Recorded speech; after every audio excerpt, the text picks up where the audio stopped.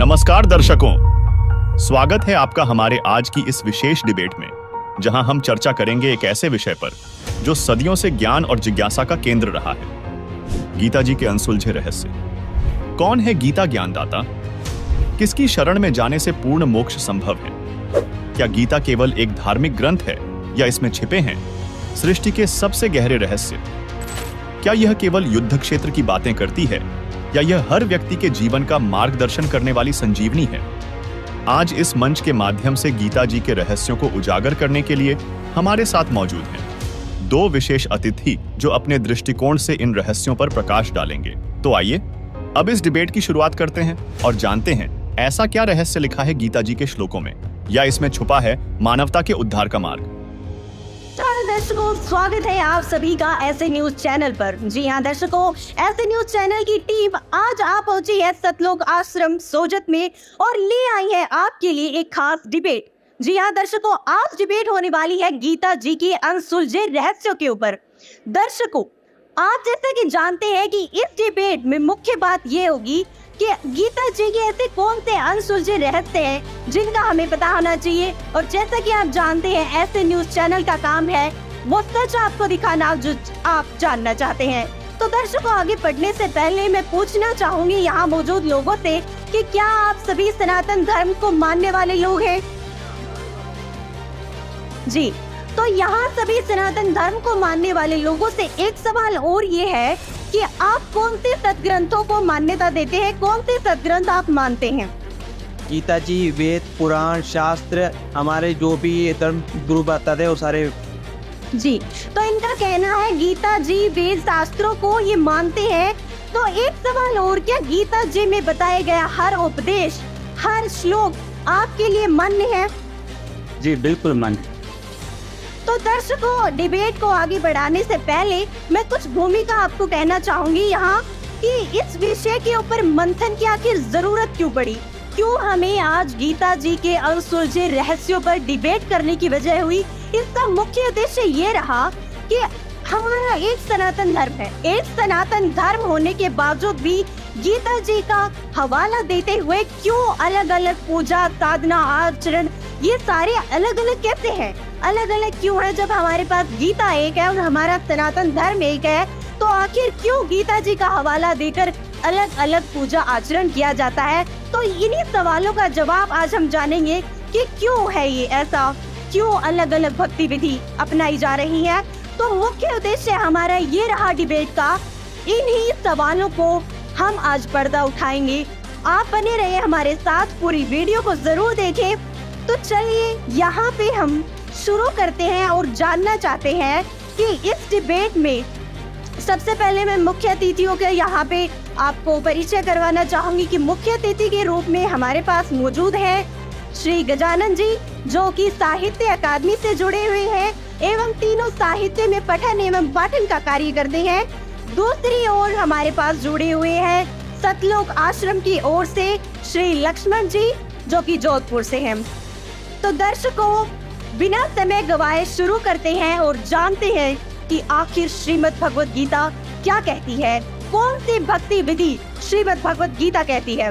तो हम आपसे किसी से भी पूछना चाहेंगे, जो भी आप सवाल का जवाब देना चाहे, कि कौन सी भक्ति विधि श्रीमद् भगवत गीता कहती है।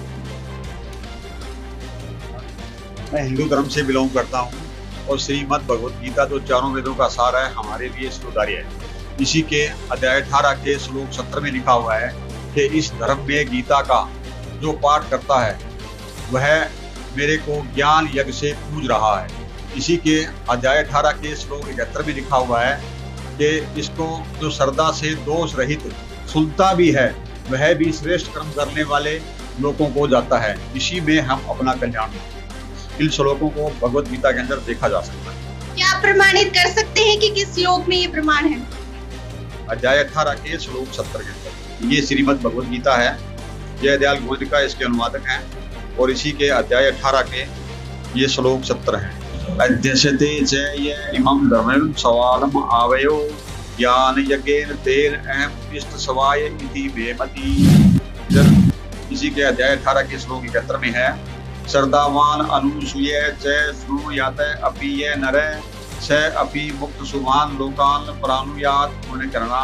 तो दर्शकों, इन्होंने प्रमाणित किया कि जो गीता जी का नित्य पाठ है वो किए जाना कौन से श्लोक और कौन से अध्याय में वर्णित है। तो आप में से क्या कोई और बताना चाहेगा कि क्या भक्ति विधि है जो सही है? जी जी, बहुत इंटरेस्टिंग सवाल है। अभी इन्होंने सबसे पहली बात तो मनुष्य जन्म बहुत दुर्लभ बताया गया है। मानव जन्म दुर्लभ है, मिले न बारंबार, जैसे तरवर से पत्ता टूट गिरे लगे न बहुर डार।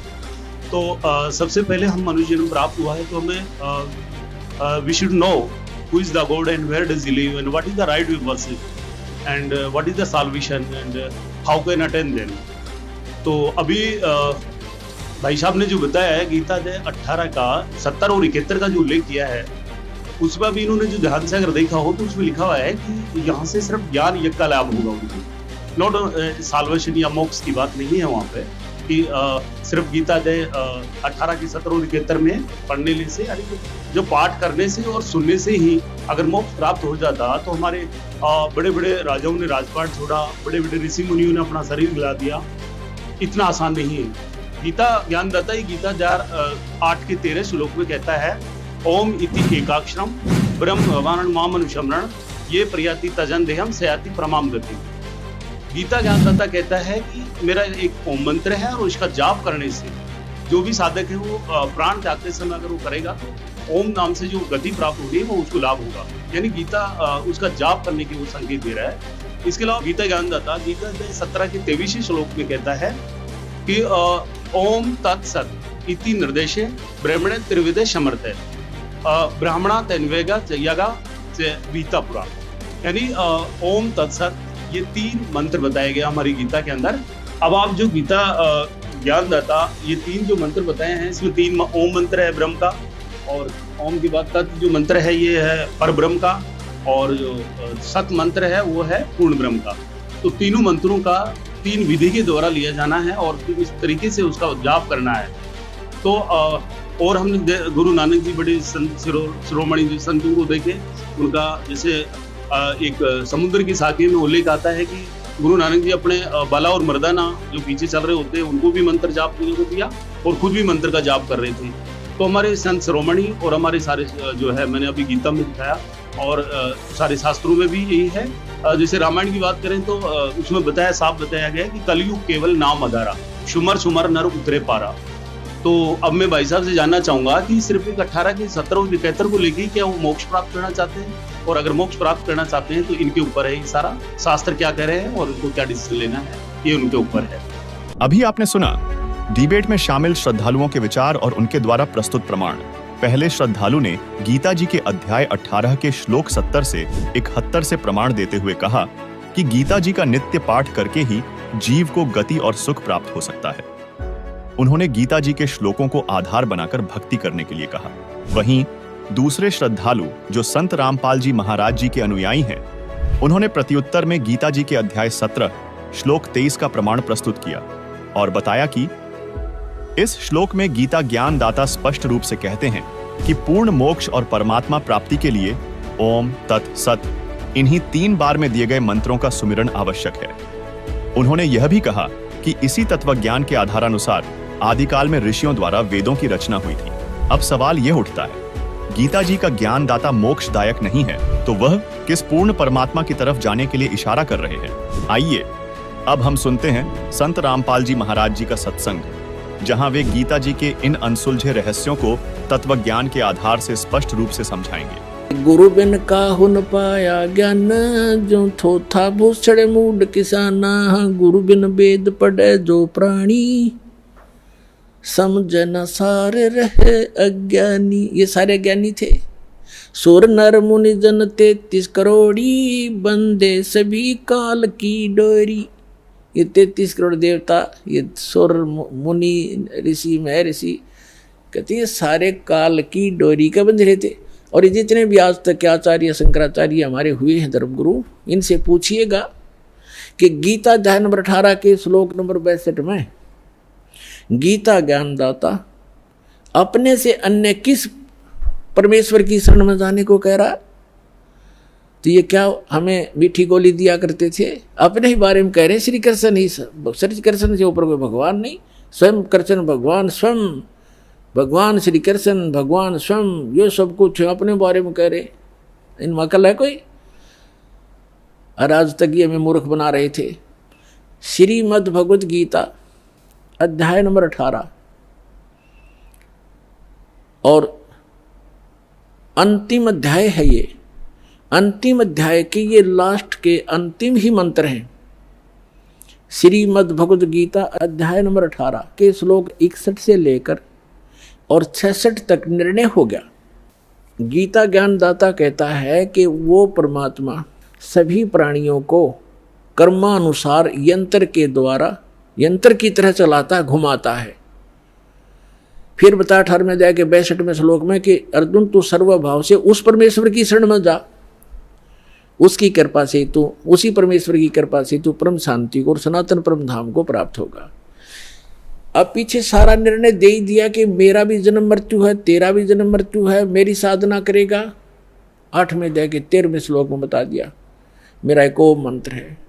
8वें अध्याय के प्रथम मंत्र में अर्जुन ने पूछा कि हे भगवान, आपने 7वें अध्याय के 29वें श्लोक में ये कहा है कि मेरे आश्रित होकर, आश्रित का अर्थ है कि मैंने, गीता ज्ञानदाता कहता है कि तत्वदर्शी संत की खोज जो कर लेता है मेरे निर्देशानुसार, चौथे अध्याय के 32 और 34 में बताया, इस ज्ञान को आश्रय कर लेता है, वो जरा मरण मोक्ष से छूट, जरा और मरण, जरा माने वृद्ध अवस्था, मरण माने मृत्यु, वृद्ध अवस्था के दुख और मृत्यु के दुख से जो छूटने का प्रयत्न करते हैं वे तत्ब्रह्म से, उस तत्ब्रह्म को जान चुके हैं और सारे अध्यात्म ज्ञान से परिचित हैं और सभी कर्मों से वो परिचित हैं। वही व्यक्ति, वही साधक जरा माने वृद्ध अवस्था के दुख से, बुढ़ापे के दुख से और मृत्यु के दुख से छूटने का प्रयत्न करते।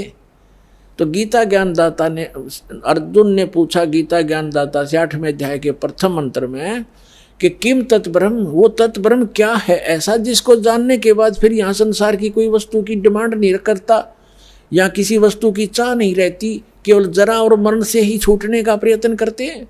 किम तत्ब्रह्म 8वें अध्याय के 3 श्लोक में उत्तर दिया गीता ज्ञानदाता ने कि वो परम अक्षर ब्रह्म है, गीता ज्ञानदाता से अन्य है।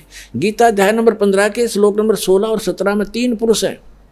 एक सरपुरुष ये ब्रह्म है, अक्षर पुरुष ये परब्रह्म है, जो संसार रूपी वृक्ष का तना है वो अक्षर पुरुष, जिसको परब्रह्म भी कहते हैं। ब्रह्म से नेक्स्ट ब्रह्म, पर माने दूसरा, और सरपुरुष ये ब्रह्म है।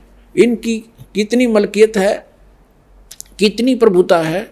यह सरपुरुष जिसको सरब्रह्म भी कहते हैं, संतों ने इसको काल ज्योत स्वरूपी निरंजन भी कहा है।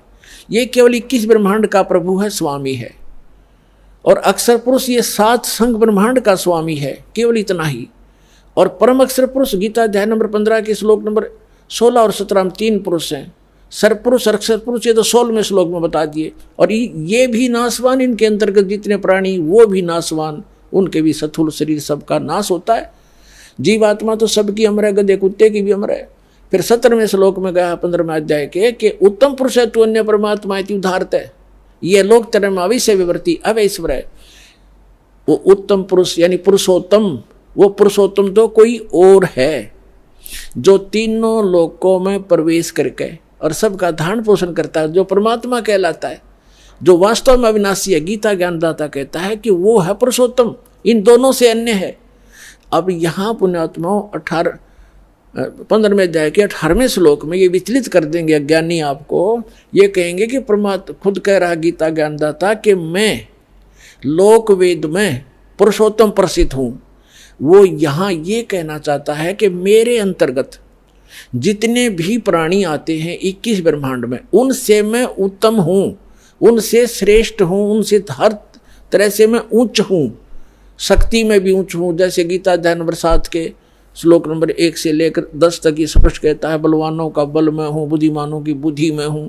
तो ये जो इसके अंतर्गत है उन पर लागू है। ये कहता है इस लोक वेद में, लोक वेद माने दंत कथा, सुने सुनाए ज्ञान के आधार से जो इस लोक में चल रहा है, जो ज्ञान, उसके आधार से मैं पुरुषोत्तम प्रसिद्ध हो रहा हूं, इसलिए क्योंकि मैं मेरे अंतर्गत जितने प्राणी हैं उनते श्रेष्ठ हूं। लेकिन 15वें अध्याय के 17वें श्लोक में इसने स्पष्ट ही कर दिया कि उत्तम पुरुष है तो अन्य, उत्तम पुरुष माने पुरुषोत्तम, वो तो कोई और है, और उसको तत्वदर्शी संत बताएंगे। और वो तीनों लोकों में प्रवेश करके सबका धारण पोषण करता है, वो अविनाशी भगवान है, अपना जन्म मृत्यु बताता है, और वास्तव में वो परमात्मा कहलाता है। परमात्मा का अर्थ होता है श्रेष्ठ आत्मा, जो दुख नहीं देवा, केवल सुख सुख देता है। तो ये सुख सागर है परमात्मा। कबीर जी अमर पुरुष, सतपुरुष, परम अक्षर पुरुष। तो यहां गीता अध्याय नंबर 8 के श्लोक नंबर 5 और 7 में गीता ज्ञानदाता कहता है कि मेरी साधना कर। 8वें अध्याय के 13वें श्लोक में इसने बता दिया मेरा तो ओम अक्षर है, ओम एक अक्षर है, नथिंग एल्स। और इसकी भक्ति करने से ओम से मिलने वाली परम गति मिलेगी। वो क्या मिलेगी? ब्रह्मलोक जाएगा। 8वें अध्याय के 16वें श्लोक में लिखा है ब्रह्मलोक में गए हुए प्राणी भी जन्म मृत्यु में आते। तो ये कहता है कि 8वें अध्याय के 5 और 7 में कि मेरी भक्ति करेगा मुझे प्राप्त होगा, लेकिन युद्ध भी करना पड़ेगा। तो जहां युद्ध है वहां शांति कहां? अब फिर ये बताता है 17वें अध्याय के 23वें श्लोक में कहा कि सच्चिदानंद घन ब्रह्म यानी परम अक्षर ब्रह्म के पाने का 3 मंत्र का जाप है। ओम तत्सत, ओम तो सरपुरुष का, तत् और सत ये सांकेतिक, इस दास के अतिरिक्त इस विश्व में किसी के पास ये मंत्र नहीं है। परमात्मा की दास दास पर रजा हुई है। ये कोड वर्ड है तत् और सत, ये सांकेतिक। तत् है ये सांकेतिक शब्द है, ये अक्षर पुरुष का है, और सत भी सांकेतिक है, ये परम अक्षर पुरुष यानी परम अक्षर ब्रह्म का है। तो यहां स्पष्ट कर दिया कि उस परम अक्षर ब्रह्म के प्राप्ति के लिए 3 मंत्र के जाप की साधना करनी है आपने। साधना अन्य वस्तु होती है, पूजा अन्य होती है। जैसे हमारा इष्ट है जल, हमने जल प्राप्त करना, जल का पता लग गया पृथ्वी के अंदर है, तो हैंड पंप लगाना पड़ता है। हैंड पंप ऊपर फिर उसके पाइप बोकी लगाना, फिर ऊपर मशीन लगाना, हैंड पंप, ये सारी जो व्यवस्था है, ये उपकरण प्रयोग करने पड़ेंगे, साधना करनी पड़ेगी हमने उस उपास्य यानी इष्ट को प्राप्त करने के लिए, जल को प्राप्त करने के लिए। ये मंत्र हमारे पूज्य नहीं है, इन मंत्रों से हमें वो पूज्य वस्तु प्राप्त होगी। ये साधना है, ये मजदूरी है हमारी। तो यहाँ अभी तक ये कबीर पंथी यहाँ मार खा गए, इन मंत्रों को इन्होंने अवॉइड कर दिया कि तो काल के मंत्र हैं, ओम भी काल का फलाना। अरे हमने पानी जल प्राप्ति के लिए जो साधना प्रयोग करनी है वो चाहे लोहे की है, तो उस लोहे की वस्तु बिना वो जल ना मिल रहा है। इसी प्रकार ये जो मंत्र हैं ये अभी तक किसी का समझ में नहीं आए थे। उन महापुरुषों ने छोड़कर जिनको भगवान मिले, उन्होंने तो स्पष्ट किया है कि वही गुरु पूरा कहावत 2 अक्षर का भेद बतावे। नानक साहब जी कहते हैं, जय तू पढ़िया पंडित बिन 2 अक्षर 2 नामा, परमति नानक एक लंघाए जय कर सत समावा। 2 अक्षर का तो सतनाम है, एक ये सार नाम है, इनसे हटकर है। ओम और तत् मिलकर सतनाम बनता है 2 अक्षर का। इसकी श्वास और उश्वास से साधना करनी होती है, और सत जो है वो सार नाम है, वो अलग है। इन सब की साधना करनी पड़ती है। 17वें अध्याय के 23वें श्लोक में श्रीमद् भगवद गीता में गीता ज्ञानदाता बता रहा है कि सच्चिदानंद घन ब्रह्म के पाने का केवल ओम तत्सत ये 3 मंत्र के जाप का निर्देश है, नथिंग एल्स, और कोई नहीं। निर्देश माने फाइनल डायरेक्शन, इसके अतिरिक्त कुछ नहीं। अब यहाँ 8वें अध्याय के 5 और 7 में तो अपने विषय में बता दिया कि मेरी साधना करेगा मुझे प्राप्त होगा, लेकिन युद्ध करना पड़ेगा। तो युद्ध करना जहाँ पड़ गया वहाँ शांति कहाँ? फिर 8वें अध्याय के 8, 9, 10 3 मंत्रों में स्पष्ट किया गीता ज्ञानदाता ने कि उस परम अक्षर ब्रह्म की भक्ति करोगे तो उसी के पास जाओगे। उसकी साधना का मंत्र बता ही दिया, वो ओम तत्सत। तत् और सत ये सांकेतिक है, ये खुद नहीं जानता गीता ज्ञानदाता। उसके लिए 4थे अध्याय के 32 और 34 में स्पष्ट कर दिया है मंत्र में कि जो सच्चिदानंद घन ब्रह्म अपने मुख कमल से, परम अक्षर ब्रह्म स्वयं आते हैं यहाँ पर, वो काल पुरुष, और अपने मुख कमल से यथार्थ ज्ञान और यथार्थ भक्ति विधि बताते हैं। उसके अंदर विस्तार से कही गई है वो धार्मिक अनुष्ठानों की जानकारी, यज्ञों की। यज्ञ माने धार्मिक अनुष्ठान, साधनाएं। उसको जानने के बाद साधक फिर पूर्ण मोक्ष प्राप्त कर जाता है। उसके लिए तत्वदर्शी संतों के पास जाने के लिए गीता ज्ञानदाता कहता है। इसे सिद्ध है कि गीता ज्ञानदाता न तो तत्व ज्ञान से परिचित और तत्व ज्ञान गीता ज्ञानदाता से अन्य है, और वो तत्वदर्शी संत भी अन्य है।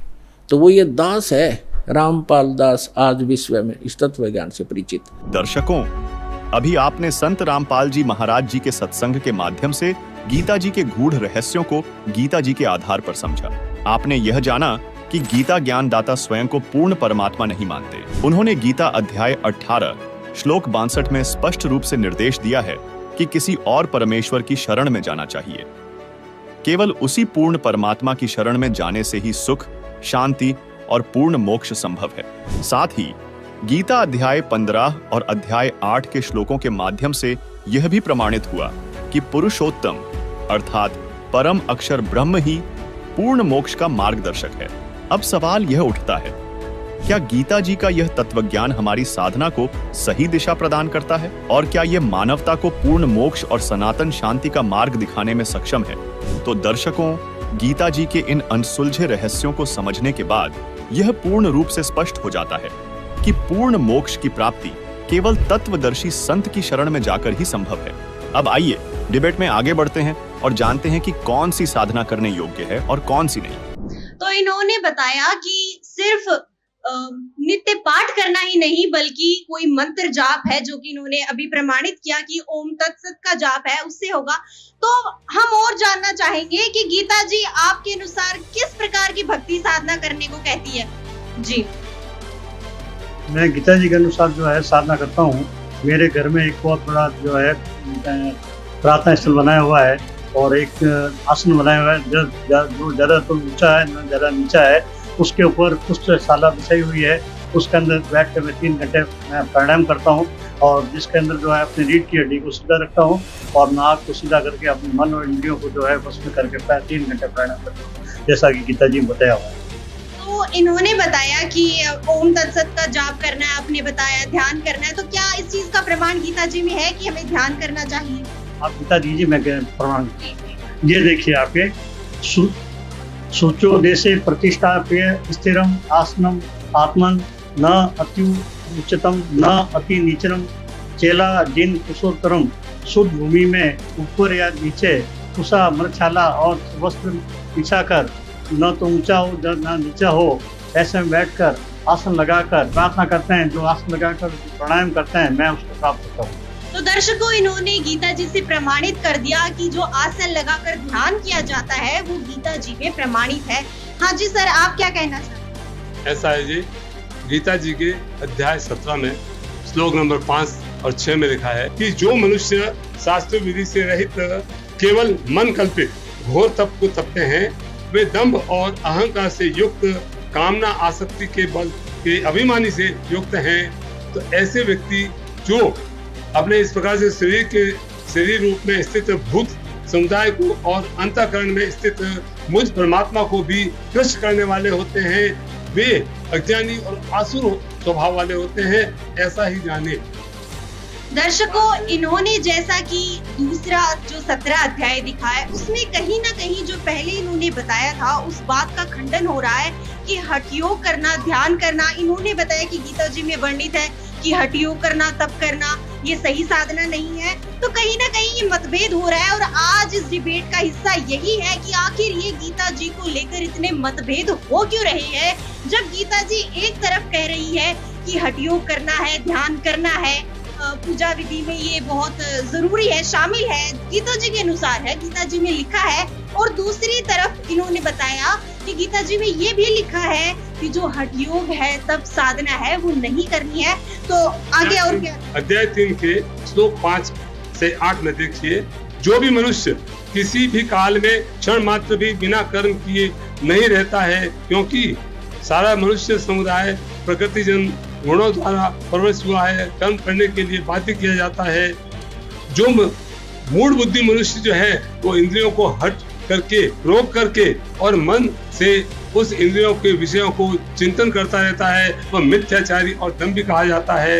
इसी प्रकार से हे अर्जुन, जो व्यक्ति मन से इंद्रियों को वश में करके अनासक्त हुआ, समस्त इंद्रियों द्वारा कर्म योग आचरण करता वही श्रेष्ठ है। अध्याय 8 के 7 श्लोक में लिखा है, हे अर्जुन, तू युद्ध भी कर और स्मरण भी कर, इसी से तुम्हारा कल्याण होगा। जी, आप हाथ उठा रहे हैं, क्या कहना चाहेंगे आप?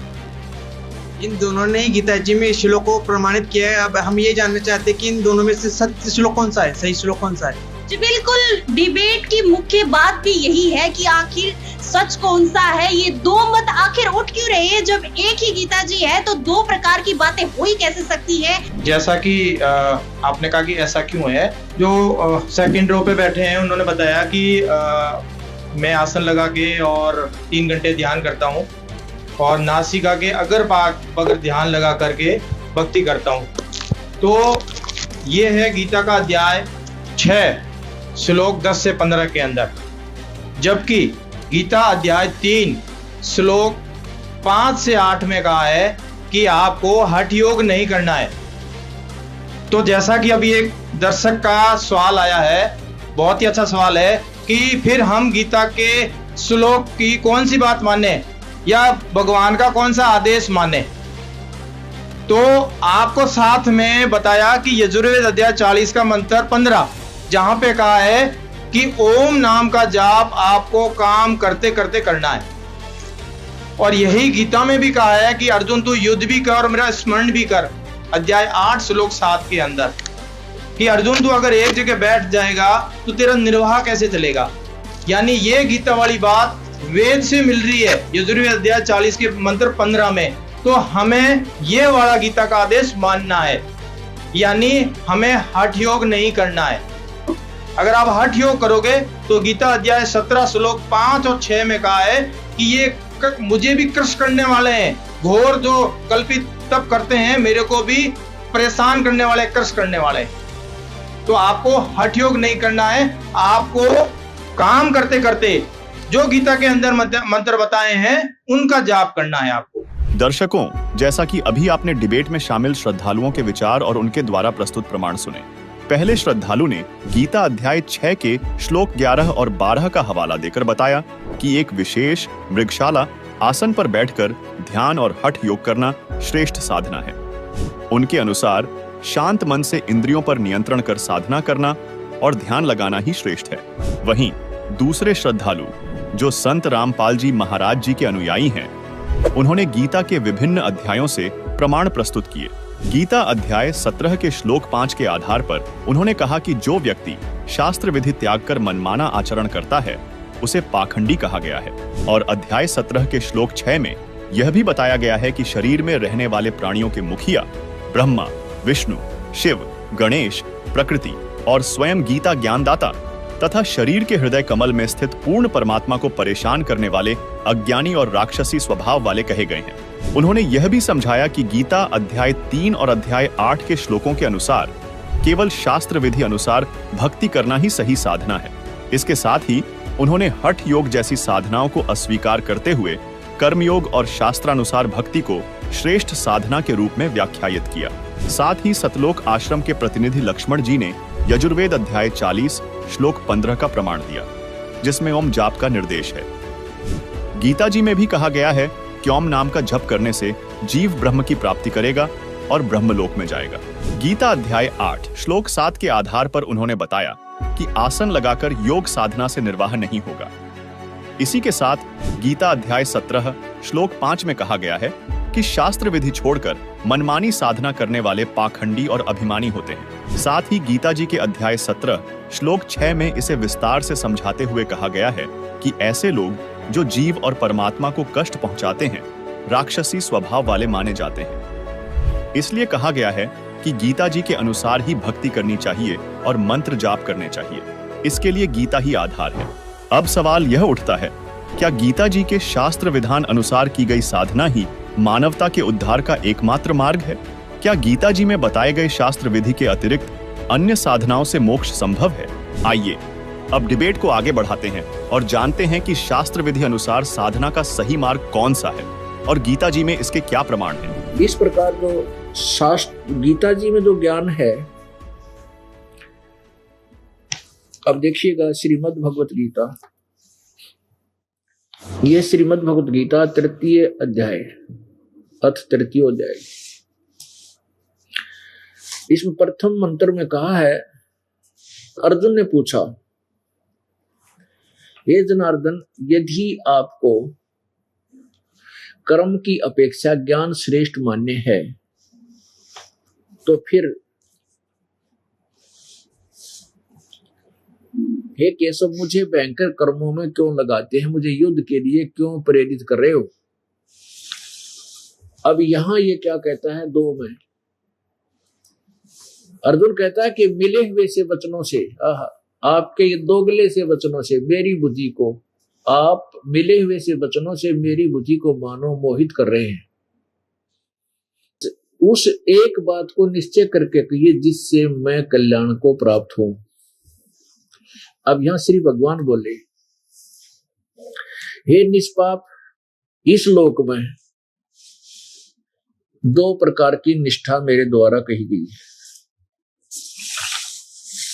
पहले कही गई है। उनमें से सांख्य योगी की तो निष्ठा तो सांख्य ज्ञान योग से, और योगियों की निष्ठा कर्म योग से होती है। आगे देखो, अब चौथे में कहा है कि मनुष्य न तो कर्म का प्रारंभ किए बिना निष्कर्मता को प्राप्त होता है, यानी योग निष्ठा को प्राप्त होता है, और न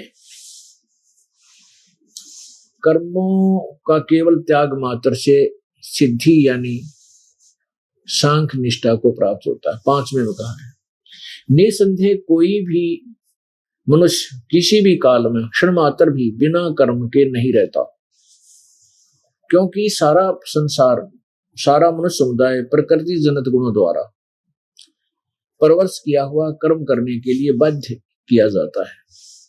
अब छठे में, जो मूढ़ बुद्धि मनुष्य समस्त इंद्रियों को हठपूर्वक ऊपर से रोककर मन से इंद्रियों का चिंतन करता है, वह मिथ्याचारी और दंभी कहलाता है।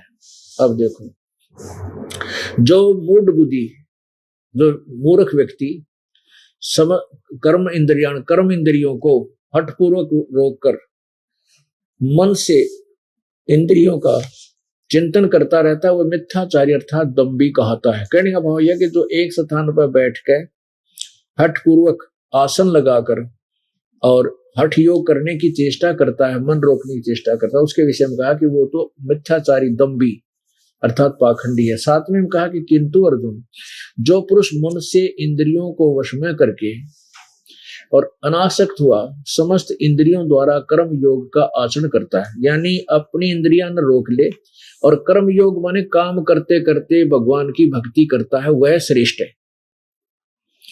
काम करते, कर्म योग माने काम करते करते, ना कि एक जगह स्थान पर बैठकर कर्म योग का आचरण करता हुआ, कर्म योग माने अपना स्वाभाविक कर्म करता हुआ, वही श्रेष्ठ है।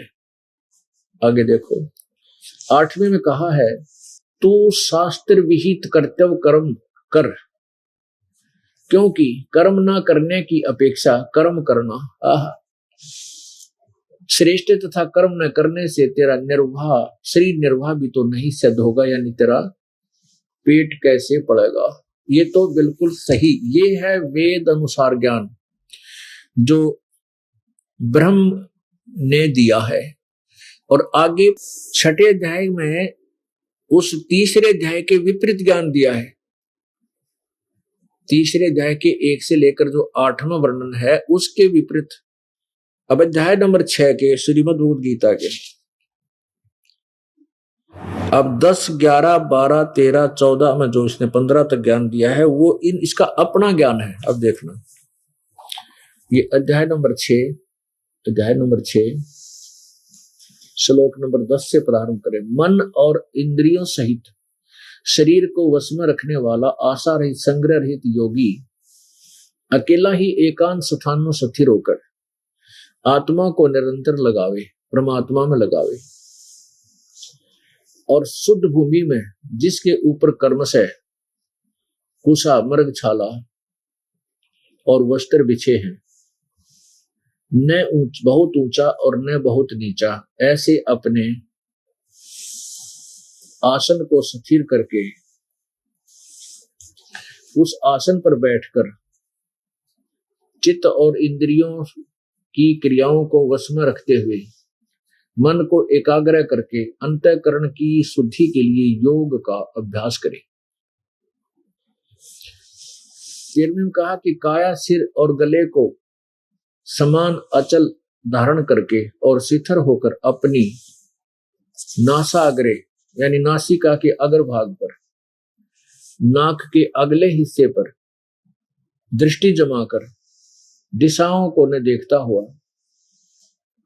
ब्रह्मचारी के व्रत में स्थित भय रहित भली भांति शांत अंतःकरण वाला सावधान योगी मन को रोक कर मुझ में चित्त वाला मेरे प्राण होकर स्थित हुआ है।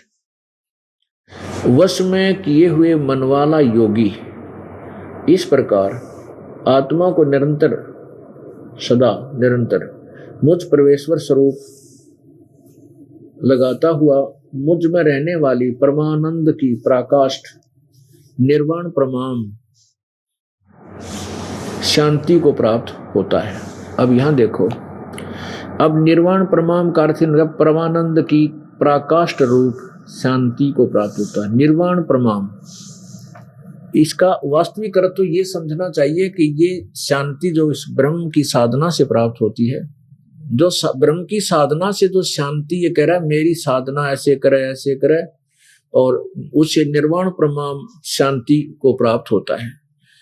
निर्वाण प्रमाम का अर्थ होता है, निर्वाण माने मृत्यु, मोक्ष यानी बिल्कुल समाप्त हो जाना, खत्म हो जाना। और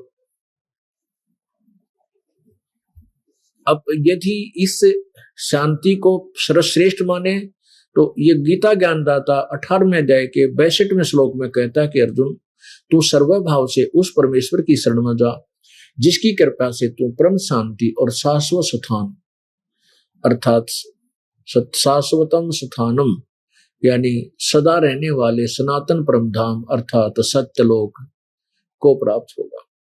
तो इससे सिद्ध है कि ये जो दो तरह का ज्ञान है, ये काल ने अपने अटकल लगाई है अपने तक सीमित रखने के लिए, और उस परमात्मा की शरण में जाने के लिए छोड़ दिया चौथे अध्याय के 34वें श्लोक में कि उन तत्वदर्शी संतों से उस तत्व ज्ञान को प्राप्त कर, जो चौथे अध्याय के 32वें श्लोक में लिखा है कि वो सच्चिदानंद घन की वाणी में ब्रह्मणे मुखे, ब्रह्मणे माने अनुवादकर्ताओं ने वेद वाणी लिख दी, नहीं, ब्रह्मणे मुखे का अर्थ है सच्चिदानंद घन की वाणी में, क्योंकि 17वें अध्याय के 23वें श्लोक में ब्रह्मणे का अर्थ खुद इन्होंने सच्चिदानंद घन परमात्मा किया है। तो यहाँ सच्चिदानंद घन परमात्मा की वाणी में विस्तार से लिखा वो तत्व ज्ञान पूर्ण परमेश्वर के पाने का,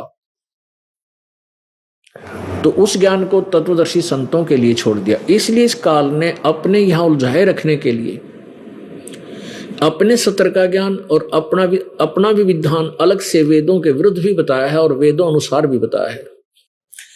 8वें अध्याय के इस 5वें श्लोक में गीता ज्ञान दाता अपने विषय में कहता है कि जो व्यक्ति अंत काल में भी मुझको ही स्मरण करता हुआ शरीर को त्याग कर जाता है, वह मद भावम याति, वह मेरे भाव में को प्राप्त होता है, मेरे भाव में भावित रहता है। इसका अर्थ तो ये है, इन्होंने कहा मेरे साक्षात स्वरूप को प्राप्त होता है, ये स्वरूप नहीं बनता। इसका अर्थ वह मेरे भाव में भावित रहता हो, भावित हो जाता है, इसमें कोई संशय नहीं। यानी जो जिसमें भावित रहेगा उसी को प्राप्त होगा। अब छठे में एक बताया कि ये नियम है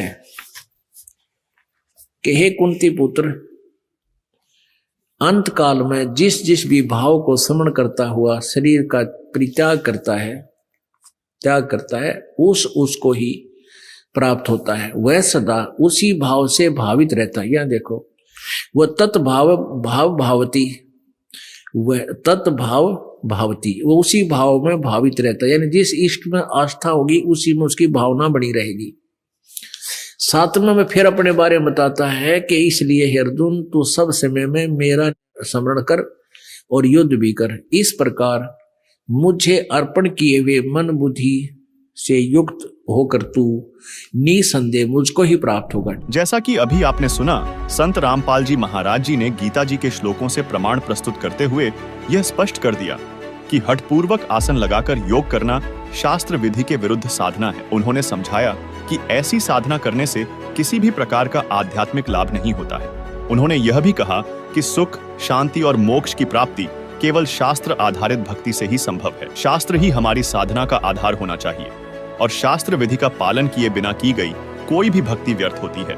इसके साथ ही संत रामपाल जी महाराज जी ने गीता जी के अध्याय 3, 6 और 17 के माध्यम से यह प्रमाणित किया कि गीता ज्ञानदाता, जिसे काल भी कहा गया है, ने जीवों को इस ब्रह्मांड में बांधे रखने और भ्रमित करने के लिए गीता जी में 2 प्रकार के ज्ञान का उपदेश दिया है। पहला ज्ञान जो शास्त्र विधि पर आधारित है और जीवों को सच्ची भक्ति और मोक्ष का मार्ग दिखाता है। दूसरा ज्ञान जो जीवों को भ्रमित करके इस ब्रह्मांड में बंधन में रखने के लिए है। इससे यह स्पष्ट होता है कि गीता ज्ञानदाता का उद्देश्य केवल सच्चे भक्तों को मार्गदर्शन देना नहीं है, बल्कि जीवों को शास्त्र विधि अनुसार भक्ति को त्यागने और भ्रमित करने का प्रयास भी है। गीता ज्ञानदाता काल के दोहरे ज्ञान को समझने के लिए केवल तत्वदर्शी संत की शरण में जाना ही उचित है, जो शास्त्र विधि अनुसार भक्ति का सही मार्ग दिखा सके।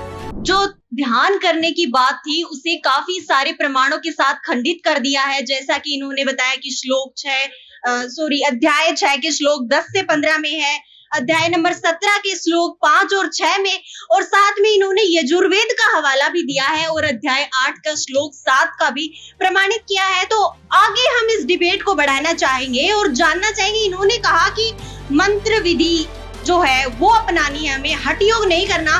तो क्या मंत्र विधि के लिए कोई प्रमाण गीता जी में है? किसका जाप हमें करना है? कौन सा जाप है जो गीता जी प्रमाणित करती है? इस बारे में कौन बताना चाहेंगे?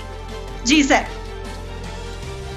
जी मैम, देखिए मैं इनसे पूछना चाहूंगा कि गीता जी में गीता अध्याय 8 के श्लोक नंबर 13 में भगवान श्री कृष्ण जी कह रहे हैं कि ओम इति एकाक्षरम ब्रह्म व्याहरण माम अनुस्मरण यह प्रयाति त्यजन देयम सहयाति परमाम गतिम।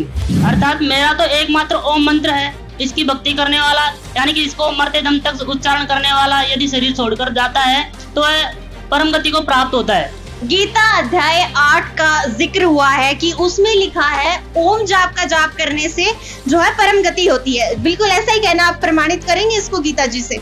जी, हम इसको गीता जी से प्रमाणित करेंगे। मगर दर्शकों, फिर भी कहीं ना कहीं एक ये सवाल रह जाता है कि आखिर गीता ज्ञानदाता इस प्रकार से अलग अलग मत क्यों है हमारी गीता जी के अंदर?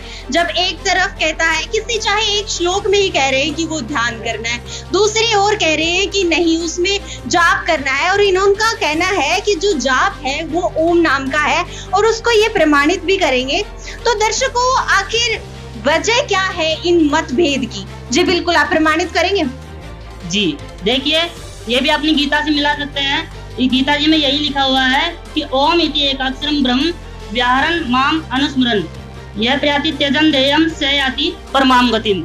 यानी कि जो पुरुष ओम एक अक्षर को उच्चारण करता हुआ शरीर छोड़कर जाता है, त्याग कर जाता है, वह पुरुष परम गति को प्राप्त होता है। तो दर्शकों, जैसा कि आपने सुना, श्रद्धालु ने गीता जी के अध्याय 8 श्लोक 13 से प्रमाण देते हुए कहा कि गीता ज्ञानदाता ब्रह्म है और उनका मंत्र ओम है। इसी मंत्र के नाम जाप का निर्देश गीता जी में दिया गया है। लेकिन पूर्ण मोक्ष का मार्ग केवल पूर्ण मोक्ष मंत्र से ही संभव है, जिससे मनुष्य जन्म मरण के चक्र से मुक्त हो सकता है। आइए अब जानते हैं कि वह पूर्ण मोक्ष मंत्र क्या है। दर्शकों, ओम मंत्र तो सार्वजनिक है कि यह ब्रह्म काल यानी क्षर पुरुष का है, जो 21 ब्रह्मांडों का स्वामी है। इसकी 1000 भुजा और 1000 कला हैं, जबकि सांकेतिक मंत्र तत्व पर ब्रह्म यानी अक्षर पुरुष का है, जो 7 शंख ब्रह्मांडों का प्रभु है। यह 10,000 कला का भगवान है तथा सांकेतिक मंत्र सत परम अक्षर ब्रह्म यानी सर्वशक्तिमान परमात्मा पूर्ण ब्रह्म का है, जो असंख्य ब्रह्मांडों का मालिक है। यह साइंटिफिक ज्ञान है जिसमें प्रैक्टिकल भी है और थ्योरी भी है। जब हम इन 3 मंत्रों का जाप करेंगे तब हमें मोक्ष की प्राप्ति होगी, और इन मंत्रों की प्राप्ति के लिए हमें तत्वदर्शी संत की तलाश करनी होगी। यहाँ पे जो चर्चा हो रही है सनातन धर्म को लेकर, कि सनातन संस्कृति के वाहक माधव श्री कृष्ण, जय श्री कृष्ण, राधे राधे, इस संसार के सर्वेश्वर भगवान है माधव, गोविंद, मधुसूदन, वो कृष्ण, जिसकी उपदेश की हुई उपदेश गीता को यहाँ पे हम डिस्कस कर रहे हैं, चर्चा कर रहे हैं। और शास्त्र ही सबकी सबसे बड़ी आंखें होती है। पुरातन जो हमारे प्राचीन पूर्वजों ने जिस विधि को अपनाया है, अगर हम उसको नहीं अपनाएंगे तो हम मोक्ष तो क्या, हम उस भगवान की छवि को पाना भी बहुत मुश्किल हो जाएगा। क्यों सर, क्या कहेंगे आप इसमें? देखिए ऐसा है, आपने कहा कि जो पूर्वजों के द्वारा भक्ति चल रही है उसी को हमें करना चाहिए, जबकि आप कह रहे हैं कि गीता का ज्ञान कृष्ण जी ने दिया है, गीता में ऐसा बोला गया है, तो हम पूरी दुनिया कहती है सर। हाँ, मैं नहीं कह रहा हूँ, पूरी दुनिया कहती है, क्या नहीं कहती है?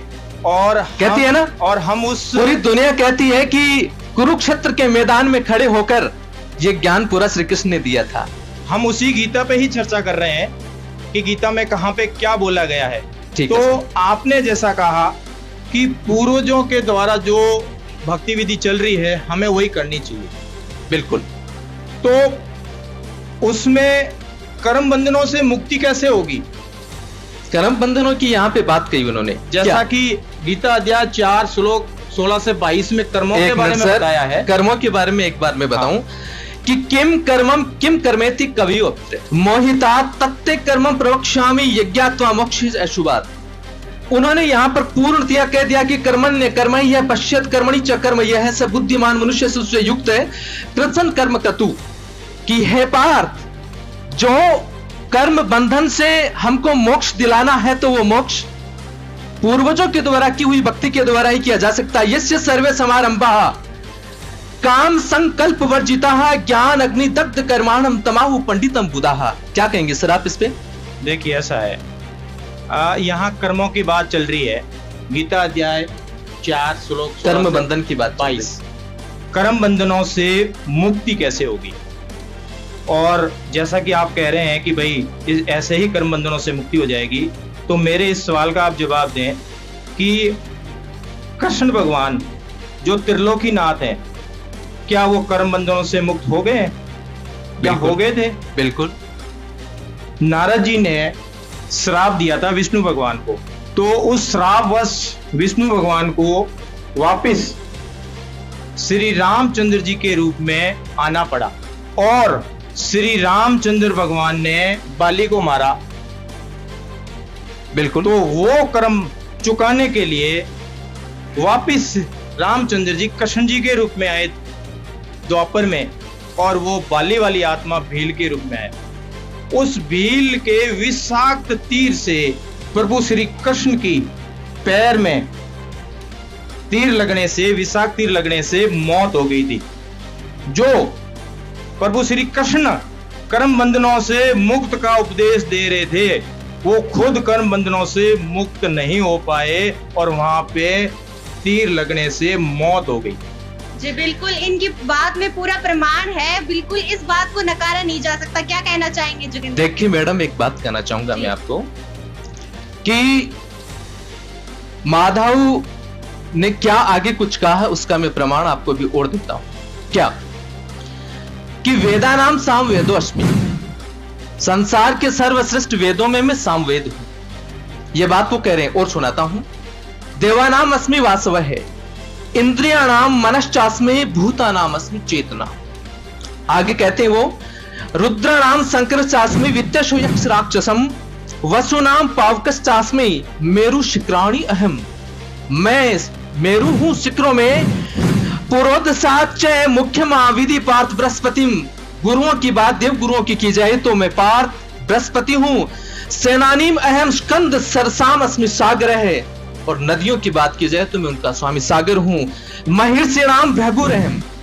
अगर सब ऋषियों की बात की जाती तो उसमें विष्णु जी को लात मारने वाली महान ऋषि भृगु की बात करूंगा मैं। गिराम अस्मे क्रम अक्षरम, यज्ञ नाम जप यज्ञ अस्मि, स्थावर नाम हिमालय।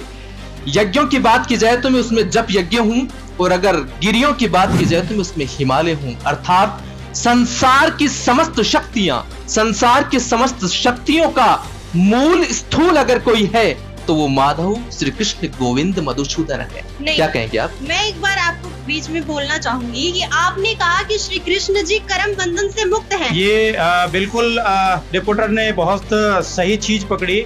हमारी बात चल रही थी कर्म बंधन से मुक्त होने की, तो जब इनके पास में वो आंसर नहीं आया तो ये दूसरे श्लोक पे आ गए जहाँ पे गीता बोलने वाले भगवान ने अपनी महिमा गई है, तो उसका भी जवाब देंगे आपको। लेकिन कर्मों से बंधन से मुक्त होने की बात आप हमें समझाइए, नहीं तो हम समझाएंगे गीता से ही।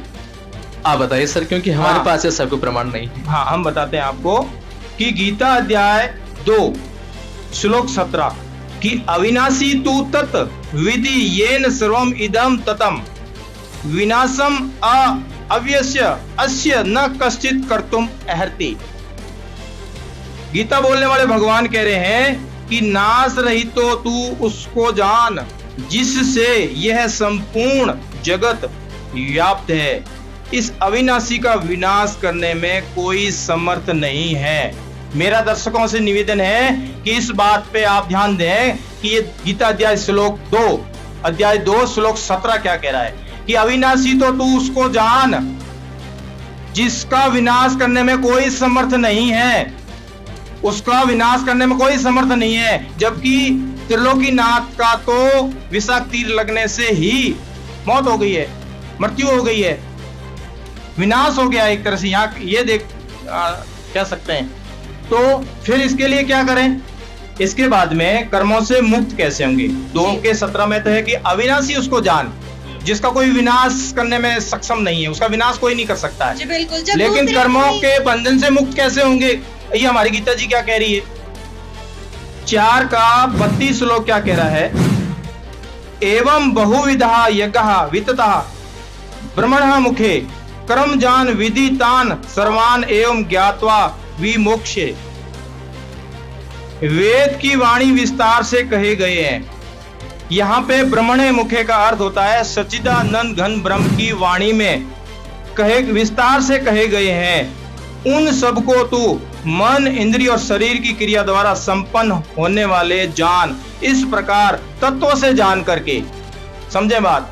भगवान क्या कह रहा है? तत्वों से जान करके उनके अनुष्ठान द्वारा तू कर्म बंधन से सर्वथा मुक्त हो जाएगा। दर्शकों, इस बात से तो आप भी परिचित हैं कि श्री विष्णु जी ही नारद जी के श्रापवश त्रेतायुग में श्री राम रूप में जन्म लिए और पूरा दुखमय जीवन व्यतीत किया। तो वही द्वापर युग में श्री कृष्ण जी की उपस्थिति में ऋषि दुर्वासा के श्राप से श्री कृष्ण जी का पूरा परिवार व पूरा यादव कुल आपस में लड़कर मर गया। श्री कृष्ण जी उस लड़ाई को रोक नहीं पाए, अपने कुल की रक्षा नहीं कर पाए। विष्णु पुराण में तो यहाँ तक लिखा है कि अंत में श्री कृष्ण ने बचे हुए यादवों को स्वयं मारा था। स्वयं देखिए विष्णु पुराण। ये देखिएगा श्री विष्णु पुराण, ये है श्री विष्णु पुराण और गीता प्रेस गोरखपुर से प्रकाशित है। ये इसके अनुवादक हैं मुनीलाल गुप्त।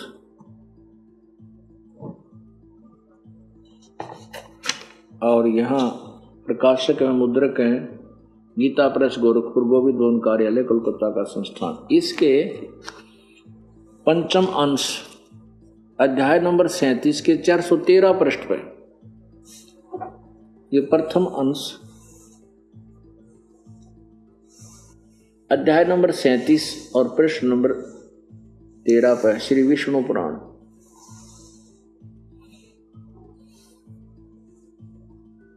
ये द्विज प्रद्युम्न और सांब आदि कृष्ण पुत्र गण, कृतवर्मा सात्यकी और अनिरुद्ध आदि तथा पृथु ये चारों वर्मा, चारों कक्रूर आदि यादवगण एक दूसरे पर एरकारूपी वज्रों से प्रहार करने लगे। जब श्रीहरि ने आपस में लड़ने से रोका तो उन्होंने उन्हें अपने प्रतिपक्ष का सहायक होकर आए हुए समझा और एक दूसरे को मारने लगे। कृष्णचंद्र ने भी कुपित होकर उनका वध करने के लिए मुट्ठी भर सरकंडे उठा लिए। वो मुट्ठी भर सरकंडे लोहे के मूसल हो गए। उन मूसल रूप सरकंडों से श्री कृष्णचंद्र संपूर्ण अतायत यादों को मारने लगे तथा समस्त यादव भी वहां आकर एक दूसरे को मारने लगे। बताओ, वो भगवान ने जालड़न लाग गया, अपना खड़ा हो गया लट्ठम लट्ठा, अपने नाप पर मारन लाग गया। ये सब काल ने नचा रखे इनका नाच भाई। जिसके बाद श्री कृष्ण वृक्ष की ओट में पैर के ऊपर पैर रखकर लेट गए। उस वृक्ष की छोटी छोटी टहनियां चारों ओर लटक रही थीं। उन झुरमुटों में से श्री कृष्ण के पैर में मौजूद पदम ऐसा लग रहा था जैसे किसी मृग की आंख चमक रही हो। शिकारी बालिया ने आव देखा न ताव, उस चमक पर विषाक्त तीर मारा। पैर के तलवे में तीर लगने से श्री कृष्ण की चीख निकली, जिसे सुन बालिया श्री कृष्ण के निकट पहुंचा और अपनी गलती की क्षमा याचना करने लगा। तब श्री कृष्ण ने कहा कि बालिया, तेरा कोई दोष नहीं है। त्रेता युग में तू किष्किंधा का राजा सुग्रीव का भाई बाली था। मैं अयोध्या में रामचंद्र नाम से राजा दशरथ के घर जन्मा था। उस समय मैंने तेरे को वृक्ष की ओट लेकर धोखे से मारा था, जिसका बदला मैं चुकाया हूं। इस तरह श्री कृष्ण की पीड़ादायक मृत्यु हुई।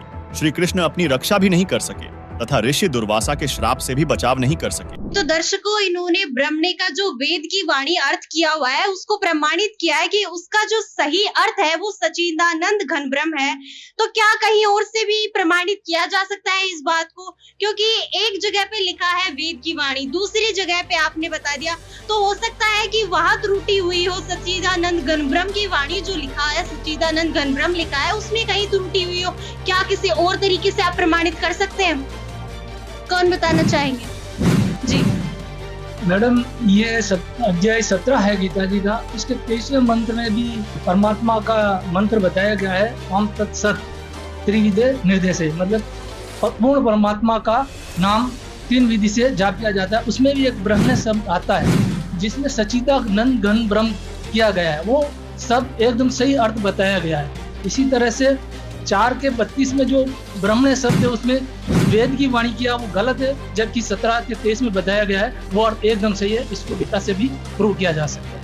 ये जो यहाँ पे वर्णन कर रहे हैं कि ब्रह्मणे मुखे सच्चिदानंद घन, लेकिन ब्रह्मणे मुखे का अर्थ तो वेद की वाणी होता है, तो यहाँ पे ये अर्थ का अनर्थ करने में फिर कैसे लगे?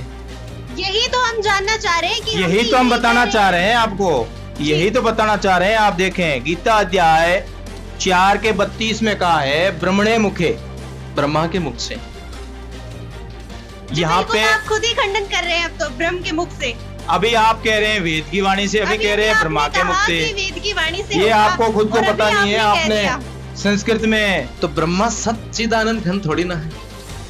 आप आ जाएं। आप एक तरफ कह रहे हैं कि वेद की वाणी है, दूसरी तरफ ब्रह्म है। आप खुद ही आप कंफ्यूजन में आ रहे हैं कि कौन सा अर्थ है। बताइए क्या कहना चाहेंगे? आप क्या कहना चाहेंगे सर इसमें? गीता अध्याय 4 श्लोक 32 में कहा गया है, एवं बहुविधा यतः विततः ब्रह्मणा मुखे क्रमजान विधिजान सर्वान एवं ज्ञात्वा विमोक्ष्यसे। इस प्रकार और भी बहुत तरह के यज्ञ सच्चिदानंद घन ब्रह्म की वाणी में विस्तार से कहे गए हैं। उन सबको तू मन, इंद्रिय और शरीर की क्रिया द्वारा संपन्न होने वाले जान।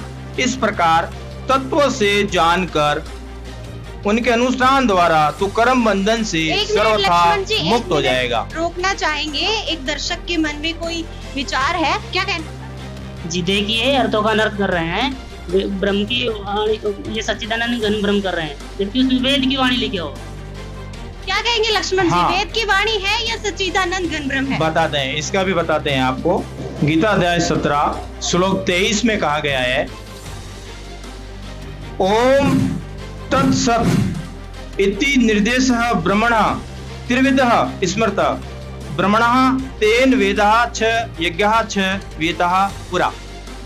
ओम तत्सत, ऐसे 3 प्रकार का सच्चिदानंद घन ब्रह्म का नाम कहा है। उसी से, किससे?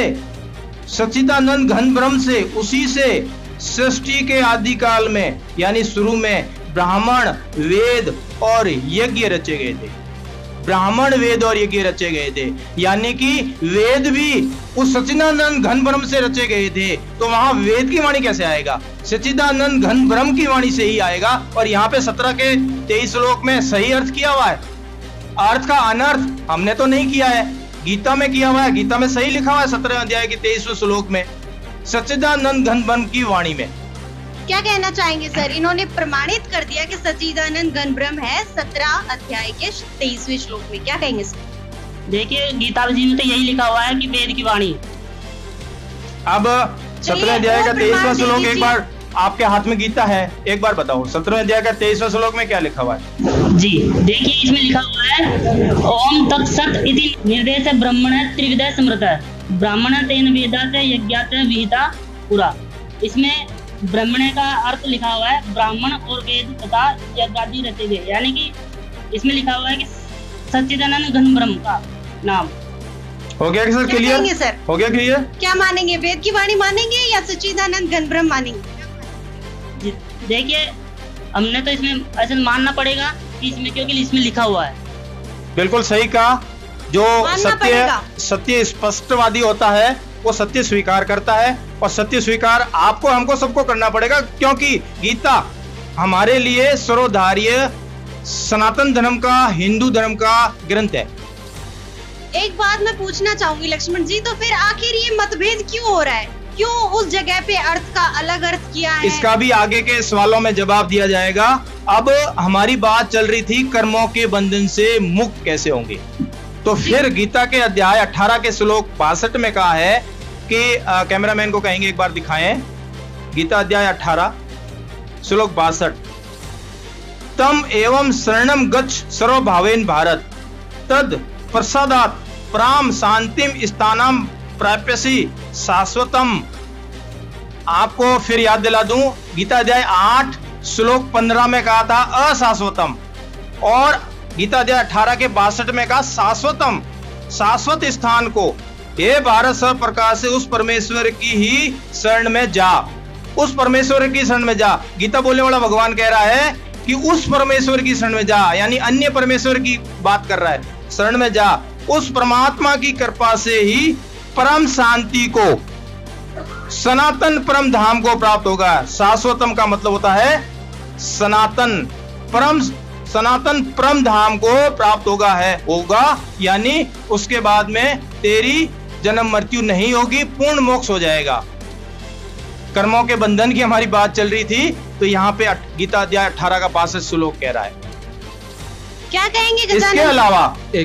इसके अलावा जो परमात्मा है, सच्चिदानंद घन ब्रह्म है, पूर्ण परमात्मा है, वो पापों का शत्रु है, बंधनों का शत्रु है, और घोर से घोर पाप को भी वो खत्म कर देता है। ये हमारे वेद में लिखा हुआ है। वो पीछे एक बहन बता रही कुछ जी, तो वेद में भी इसमें प्रमाण लिखा हुआ है।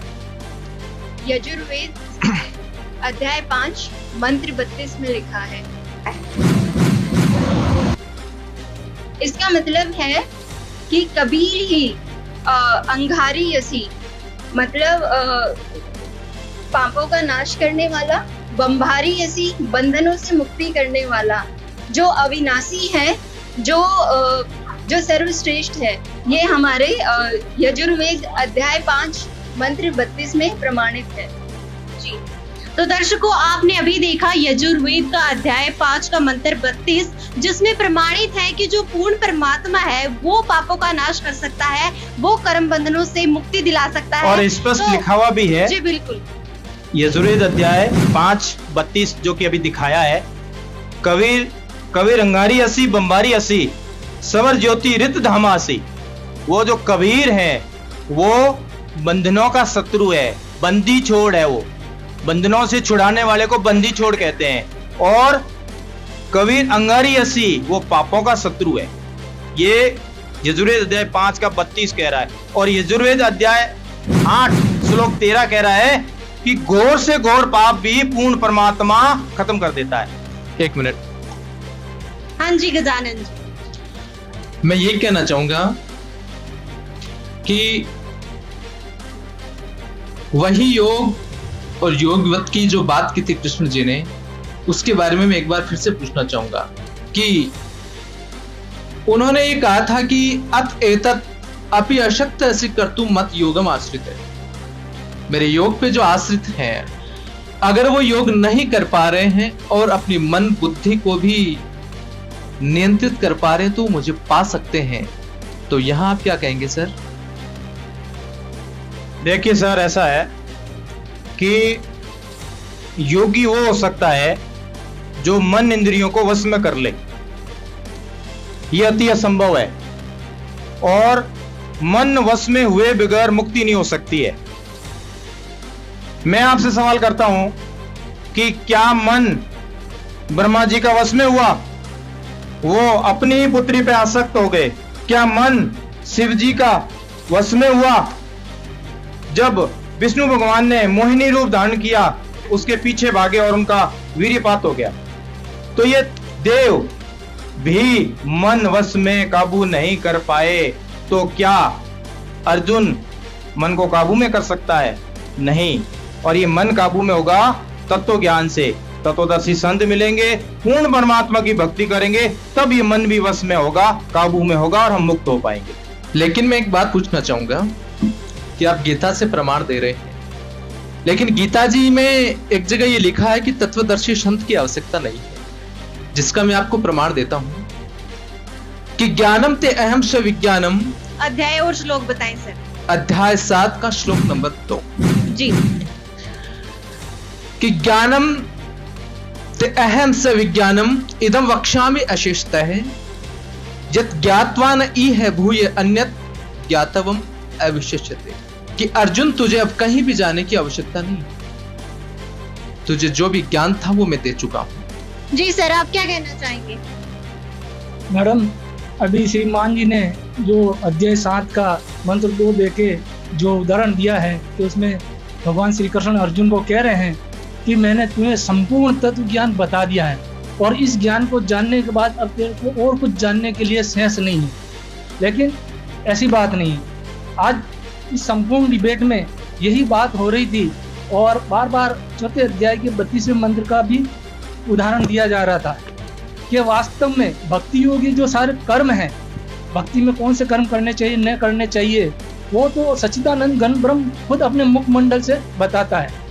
और यही चीज कि ये बता रहे हैं तत्वदर्शी संत की कोई आवश्यकता नहीं है, कृष्ण जी की भक्ति करो, कृष्ण जी ऐसे बता रहे हैं तो अपन मोक्ष को प्राप्त हो जाएंगे। लेकिन मैं गीता के इसी 7वें अध्याय के 19वें मंत्र से उनकी बात का खंडन करके बताऊंगा कि 7वें अध्याय के 19वें मंत्र में गीता बोलने वाला भगवान क्या कहते हैं। ये मंत्र है 7वें अध्याय 19वां मंत्र है, बहुनाम जन्मानाम अंते ज्ञानवान माम पर्वते वासुदेव सर्वम इति सह महात्मा सुदुर्लभ। मतलब इसमें गीता बोलने वाला भगवान ये कह रहा, जैसे कि पहले इस डिबेट में काफी डिस्कशन हुआ है कि वास्तव में अंश, जैसे गीता जी के अंश उलझे रहस्य, कोई ये कह रहा है कि ये भक्ति सही है, कोई ये कह रहा है ये भक्ति सही है। और गीता बोलने वाले भगवान ने 4वें अध्याय के 32वें मंत्र से पहले भी काफी भक्ति विधि बताई है कि कोई साधक तो देवताओं की भक्ति करता है, कोई ध्यान धरता है, कोई हठ योग करता है, कोई दान धर्म करता है, वो अपनी अपनी साधनाओं को सही मानते हैं। और दुनिया में काफी सारे भक्त होते हैं जो सिर्फ इन नीचे भगवान, 3 भगवानों और इनसे नीचे की भक्ति में ही आसक्त रहते हैं। लेकिन बहुनाम जन्मानाम अंत ज्ञानवान मान परबंते, कि बहुत बहुत जन्मों के अंत के जन्म में कोई एक ज्ञानी आत्मा तत्व ज्ञान को जानने वाला होता है जो मेरे को बचता है। यहाँ तक ये बता दिया। लेकिन इसके बाद में अगली लाइन में ये बता रहा है वासुदेव सर्वम इति सह महात्मा अति दुर्लभ। लेकिन जो सर्वव्यापक पूर्ण परम है, जो उसको तत्व से जानता है, वो महात्मा तो इस संसार में बहुत दुर्लभ है। तो ये मंत्र स्वयं कह रहा है कि वास्तव में वासुदेव मतलब जिसकी सत्ता सब पे व्यापक हो, उसको जानने वाला कोई महात्मा होता है, वो दुर्लभ होता है। जैसे हमारे संत रामपाल जी महाराज को इस मंत्र में उन्होंने ये भी कहा है कि संत रामपाल जी महाराज के भगत उनको तत्व ज्ञानी संत बताते हैं। संत रामपाल जी महाराज जो ज्ञान बता रहे हैं वो आगे इसमें भी सिद्ध करेंगे। वो हमें ये बताते हैं गरीबदास जी महाराज की वाणी से बोल के, एक जुमकरा उनका कोई शिष्य हुआ था जो पहले ये बताई भक्ति करता था आन उपासना। तो वो जब उनके पास आया तो उन्होंने कहा कोटियों में कोई गरक नहीं रे जुमकरा, अरबों में कोई गरक सुन रहे जुमकरा। है जुमकरा, ये जो तू भक्ति कर रहा है ये तो बताने वाले बहुत मिल जाएंगे, लेकिन तो मैं जो भक्ति बता रहा हूँ वो कोटियों में नहीं, अरबों में कोई एक है जो बताएगा। तो उस समय सिर्फ गरीबदास जी महाराज थे जो अरबों में एक थे, जो ये भक्ति जो सारा बताया गया कबीर देव भगवान है और पूर्ण परमात्मा है, उनकी भक्ति विधि बता रहे थे। और आज उन्हीं के ज्ञान के आधार पर तत्वदर्शी संत ने भी ये चीज बताई जो आगे वापस इसी गीता ज्ञान से हम प्रमाणित करेंगे। 4थे अध्याय के 32वें मंत्र में एवं बहुविद्या यज्ञ वितता ब्रह्मणे मुखे कर्म जान विधि तान सर्वान एवं तवा विमोक्षे। इस प्रकार और भी बहुत तरह के यज्ञ, मतलब इस मंत्र से पहले बहुत सारी भक्ति विधि वो बताता है कि देवताओं की कोई भक्ति करता है, कोई ध्यान करता है, कोई हठ करता है, कोई दान धर्म करता है। इसके अलावा वास्तव में सारे कर्मों के बंधन से मुक्त होके मोक्ष को पाने का जो मार्ग है वो तो सच्चिदानंद ब्रह्म स्वयं आके बताता है। यहाँ वेद की वाणी किया गया है और इसको हमने पीछे काफी डिबेट कर लिया है और इसका 17वें अध्याय के 23वें मंत्र में हमने ब्रह्म का मतलब सच्चिदानंद की वाणी होता है और भाई साहब ने इस चीज को स्वीकार भी किया था। तो यहाँ थोड़ा सा अर्थ का अनर्थ किया गया था, उसको हमने वापस सही किया है और ये स्वीकार भी किया गया है। तो इस मंत्र का भी अर्थ ये बनता है कि इस प्रकार और भी बहुत तरह के यज्ञ मतलब सच्चिदानंद घन ब्रह्म ने विस्तार से कहे हैं। उन सबको मन, इंद्रिय और शरीर की क्रिया द्वारा संपन्न होने वाला इस प्रकार तत्व से जानकर उनके अनुष्ठान द्वारा तू कर्म बंधन से सर्वथा मुक्त हो जाएगा। अगर 7वें अध्याय के 2वें मंत्र में हम ये माने कि कृष्ण जी ये कह रहे हैं अर्जुन मैंने तेरे को सारा तत्व ज्ञान बता दिया, तो कृष्ण जी यहाँ पर ये नहीं बताते जो पहले मैंने भक्ति विधि बताई, इससे अलग एक भक्ति विधि है जिससे पूर्ण मोक्ष होगा। आइए अब जानते हैं जिस सच्चिदानंद घन ब्रह्म के बारे में बात की जा रही है वह कौन है और वह कितना सक्षम है। गीता अध्याय 8 श्लोक 8 से 10 में लिखा है, हे पार्थ, परमेश्वर के नाम जाप के अभ्यास रूप योग से युक्त अर्थात उस पूर्ण परमात्मा की पूजा में लीन दूसरी ओर न जाने वाले चित्त से निरंतर चिंतन करता हुआ भक्त परम दिव्य परमात्मा को अर्थात परमेश्वर को ही प्राप्त होता है। गीता अध्याय 8 श्लोक 9 कविं पुराणं अनुशासितारम् अणोरणीयां समनुस्मरेद्यः सर्वस्य धातारमचिन्त्य रूपम् आदित्यवर्णं तमसः परस्तात्। कबीरदेव अर्थात कबीर परमेश्वर जो कवि रूप में प्रसिद्ध होता है वह अनादि सबके नियंता सूक्ष्म से भी अति सूक्ष्म सबके धारण पोषण करने वाला अचिंत्य स्वरूप सूर्य के सदृश नित्य प्रकाशमान है, जो साधक उस अज्ञान रूप अंधकार से अति परे सच्चिदानंद घन परमेश्वर का सुमरण करता है। गीता अध्याय 8 श्लोक 10 प्रयाण काले मनसाचलेन भक्त्या युक्तो योग बलेन चैव भ्रुवोर्मध्ये प्राणमावेश्य सम्यक् सतं परम पुरुषमुपैति दिव्यम्। वह भक्तियुक्त साधक अंतकाल में नाम के जाप की भक्ति के प्रभाव से भ्रिकुटी के मध्य में प्राण को अच्छी प्रकार स्थापित करके फिर निश्चल मन से अज्ञात दिव्य रूप परम भगवान को ही प्राप्त होता है। इससे यह स्पष्ट है कि कबीर साहिब जी ही सच्चिदानंद घन ब्रह्म है। क्या कहेंगे गजानन जी? आपने कहा श्री कृष्ण जी कर्म बंधनों से मुक्त है और यहाँ वेद से प्रमाणित कर दिया, गीता जी से प्रमाणित कर दिया कि वो सच्चिदानंद घन ब्रह्म जो है, वो पूर्ण परमात्मा जो है, वो पापों का नाश करते हैं, वो कर्म बंधनों से मुक्ति दिलाते हैं। क्या कहेंगे सर आप? देखो मैडम, ऐसा है जी कि श्री कृष्ण जी ने कई बार गीता में ये कई जगह पे उन्होंने बताया है कि अर्जुन जो योग है, योग के माध्यम से उन्होंने संदेश दिया, उसको समझाया कि संसार के जो लोग हैं भक्ति मार्ग पे चल रहे हैं वो योग के द्वारा मुझे पा सकते हैं। लेकिन उसके साथ में उन्होंने एक बात कही, क्या कही मैं देखो श्लोक के माध्यम से बताता हूँ, फिर पूछूंगा इनसे क्या। बिल्कुल, आप भी प्रमाण के साथ दिखाइए क्योंकि इन्होंने बहुत सारे प्रमाण आपके समक्ष रखे कि अत एतत् अपि अशक्त असि कर्तुम मत योग आश्रित सर्व कर्म फल त्यागम तत्कुरु यतात्मवात्म श्रेयो ही ज्ञानम अभ्यासात ज्ञानात ध्यानम विशिष्यते। क्या बताया यहाँ पे श्री कृष्ण ने कि ज्ञानम अभ्यासात, अगर कोई योग से मुझे पाने के लिए काबिल नहीं है, योग नहीं कर पा रहा है, तो यहाँ पे वो एक श्लोक के माध्यम से क्या कह रहे हैं कि ध्यानम विशिष्यते ध्यानात कर्म फल त्यागात शांति अनंतरम, कि अगर वो मुझे पाने के लिए अपनी अभ्यास किस चीज का करेंगे, जिसमें वो एक बात पे आके रुकेंगे कि चलो कर्म योग के उस सिद्धांत में जाके योग को नहीं कर पा रहे हैं, लेकिन वहां पे वो कह रहे ना कि मन और बुद्धि को अगर रोक करके और फिर भी मेरा स्मरण किया जाए तो वो मुझे ही प्राप्त होगा, उसका मोक्ष होगा। 1 मिनट रोकना चाहूंगी। गजानन जी जो बात कह रहे हैं इस बात को मैं स्पष्ट करता हूं। ये गीता जी के 15 अध्याय का 4था श्लोक लाइए थे, मैं आपको बता देता हूं। वो कृष्ण स्वयं भी नहीं जानते हैं, वो अर्जुन को कह रहे हैं कि उस तत्व संत को खोज, देखिए आप गीता जी को, दिखाइए आप सर, दिखाइए। स्वयं कहने नहीं जानते हैं, कुछ भी नहीं जानते हैं इसके बारे में। देखिए आप इसी बात को लेकर के बोल रहे हैं श्री कृष्ण तो है ही नहीं इसमें, श्री कृष्ण का तो कोई रोल ही नहीं, केवल मुंह है उनका। जी सर, इसमें लिखा है तत्पदम तत्परिमार्गत्वम यस्मिन्ता न निवर्तन्ते भूय त्वमेव चाद्यम पुरुषम प्रपद्ये यत् प्रवर्ति प्रसुता पुराणी।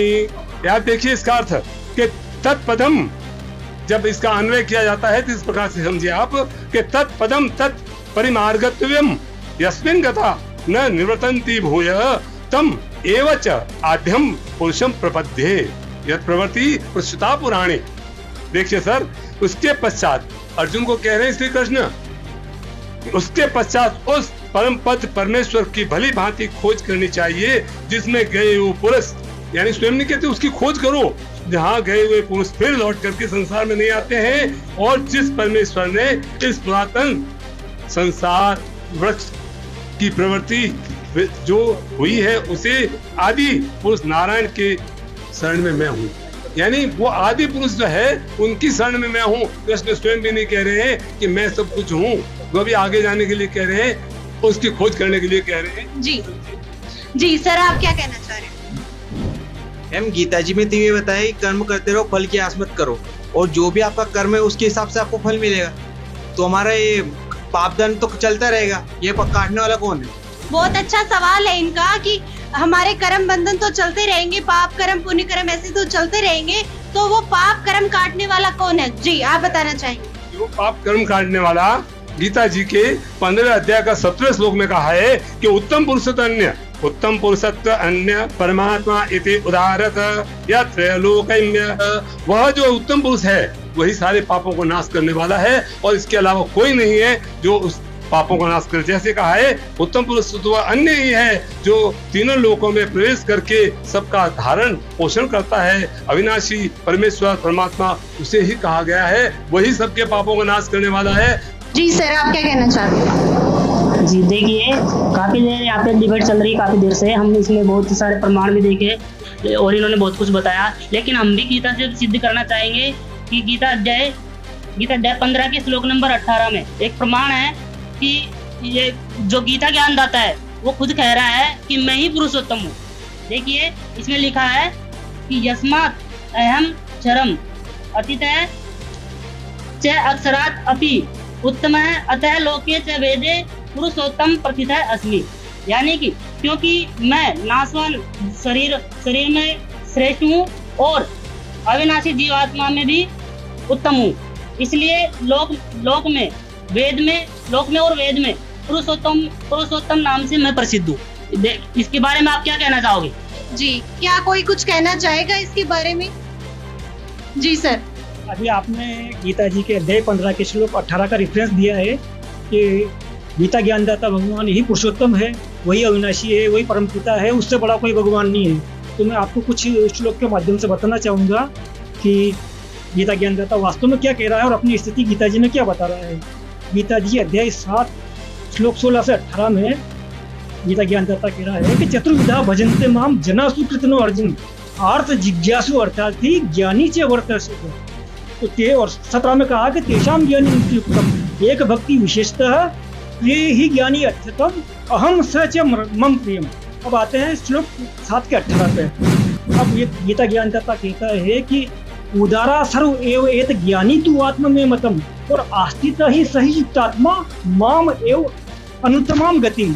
अब इसमें आपने देखा कि गीता ज्ञानदाता कह रहा है कि ये ज्ञानी आत्माएं जो है, वैसे तो बताया कि 4 प्रकार के भक्त मेरी भक्ति करते हैं और इसमें से ज्ञानी आत्मा मुझे पसंद है और मैं ज्ञानी आत्मा को अच्छा लगता हूँ, लेकिन इन चारों में से गीता ज्ञानदाता कह रहा है कि ये ज्ञानी आत्मा है तो उदार मेरे मत से। ये गीता ज्ञानदाता है, ये कह रहा है कि मेरा मत। इसमें गीता ज्ञानदाता अपना मत और वेद मत, 2 प्रकार के मत इस गीता जी में आपने पहले भी प्रश्न किया था, इसमें 2 प्रकार के मत चल रहे हैं, एक तो वेद मत और एक गीता ज्ञानदाता अपने स्वयं का मत इसमें बता रहा है। तो ये कह रहा है कि मेरे मत से ज्ञानी आत्माएं हैं तो उदार, लेकिन मेरे में ही मेरी भक्ति में ही यानी कि ब्रह्म की भक्ति में ही आसक्त माम एव अनुत्तमाम गति, यानी कि मुझसे मिलने वाली अति घटिया गति में ही स्थित है।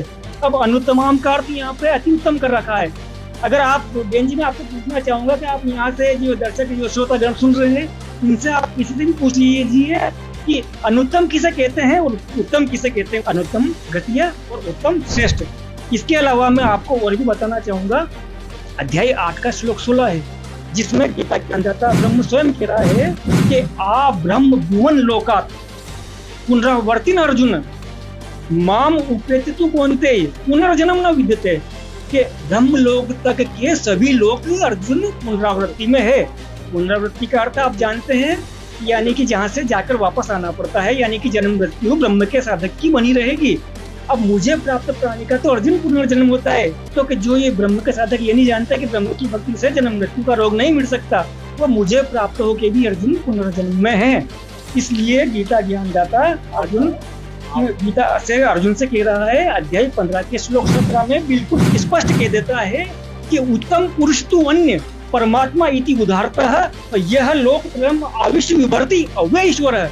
वास्तव में श्रेष्ठ परमात्मा है अर्जुन, वास्तव में श्रेष्ठ परमात्मा तो कोई और है, और वास्तव में वही अविनाशी है, और परमात्मा कहलाने का हकदार भी वही परमात्मा है जो गीता ज्ञानदाता से अन्य है।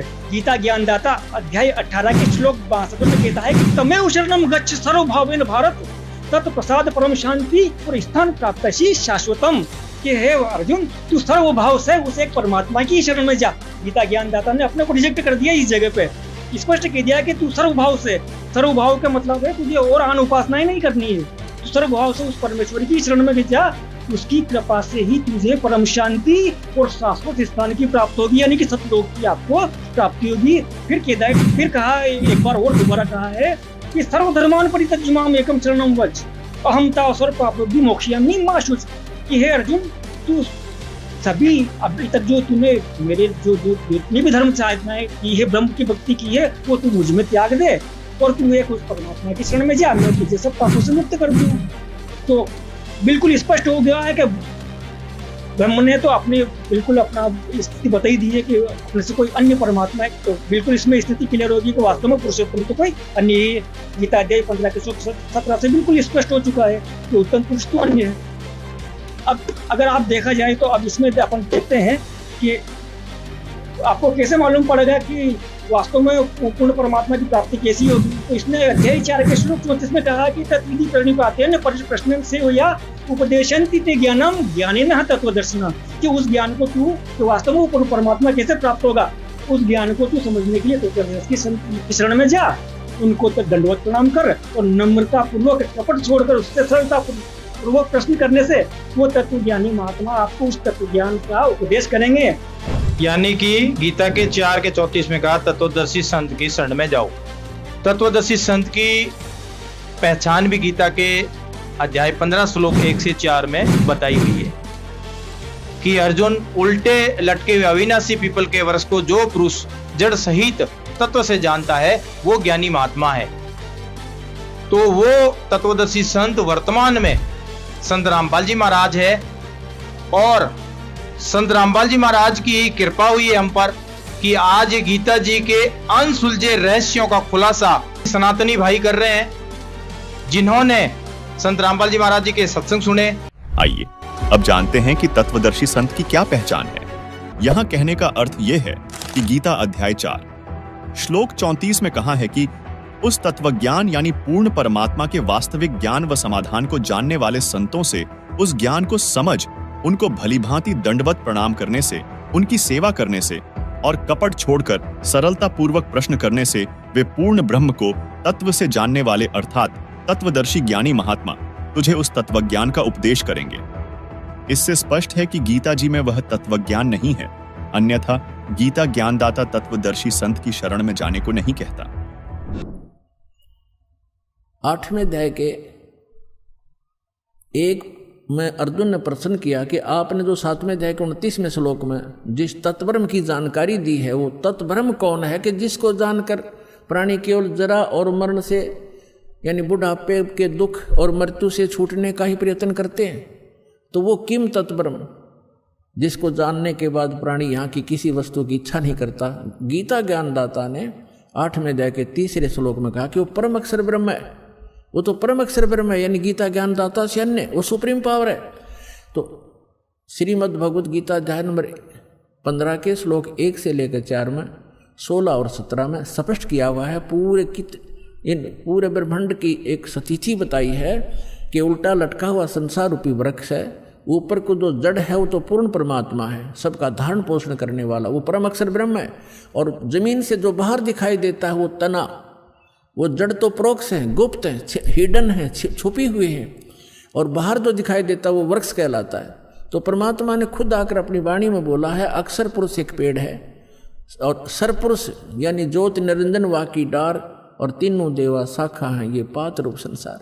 और पेड़ जो जड़ है वो गुप्त है, तो जो जमीन से बाहर दिखाई देता तना उसको अक्षर पुरुष समझो, आगे उसके एक मोटी डार निकलती है उसको सरपुरुष समझो, उसके 3 शाखाएं हैं, रजगुण ब्रह्मा सतगुण विष्णु तमगुण शिव जी रूपी ये शाखाएं समझो, और पात रूप हम सब संसार समझो।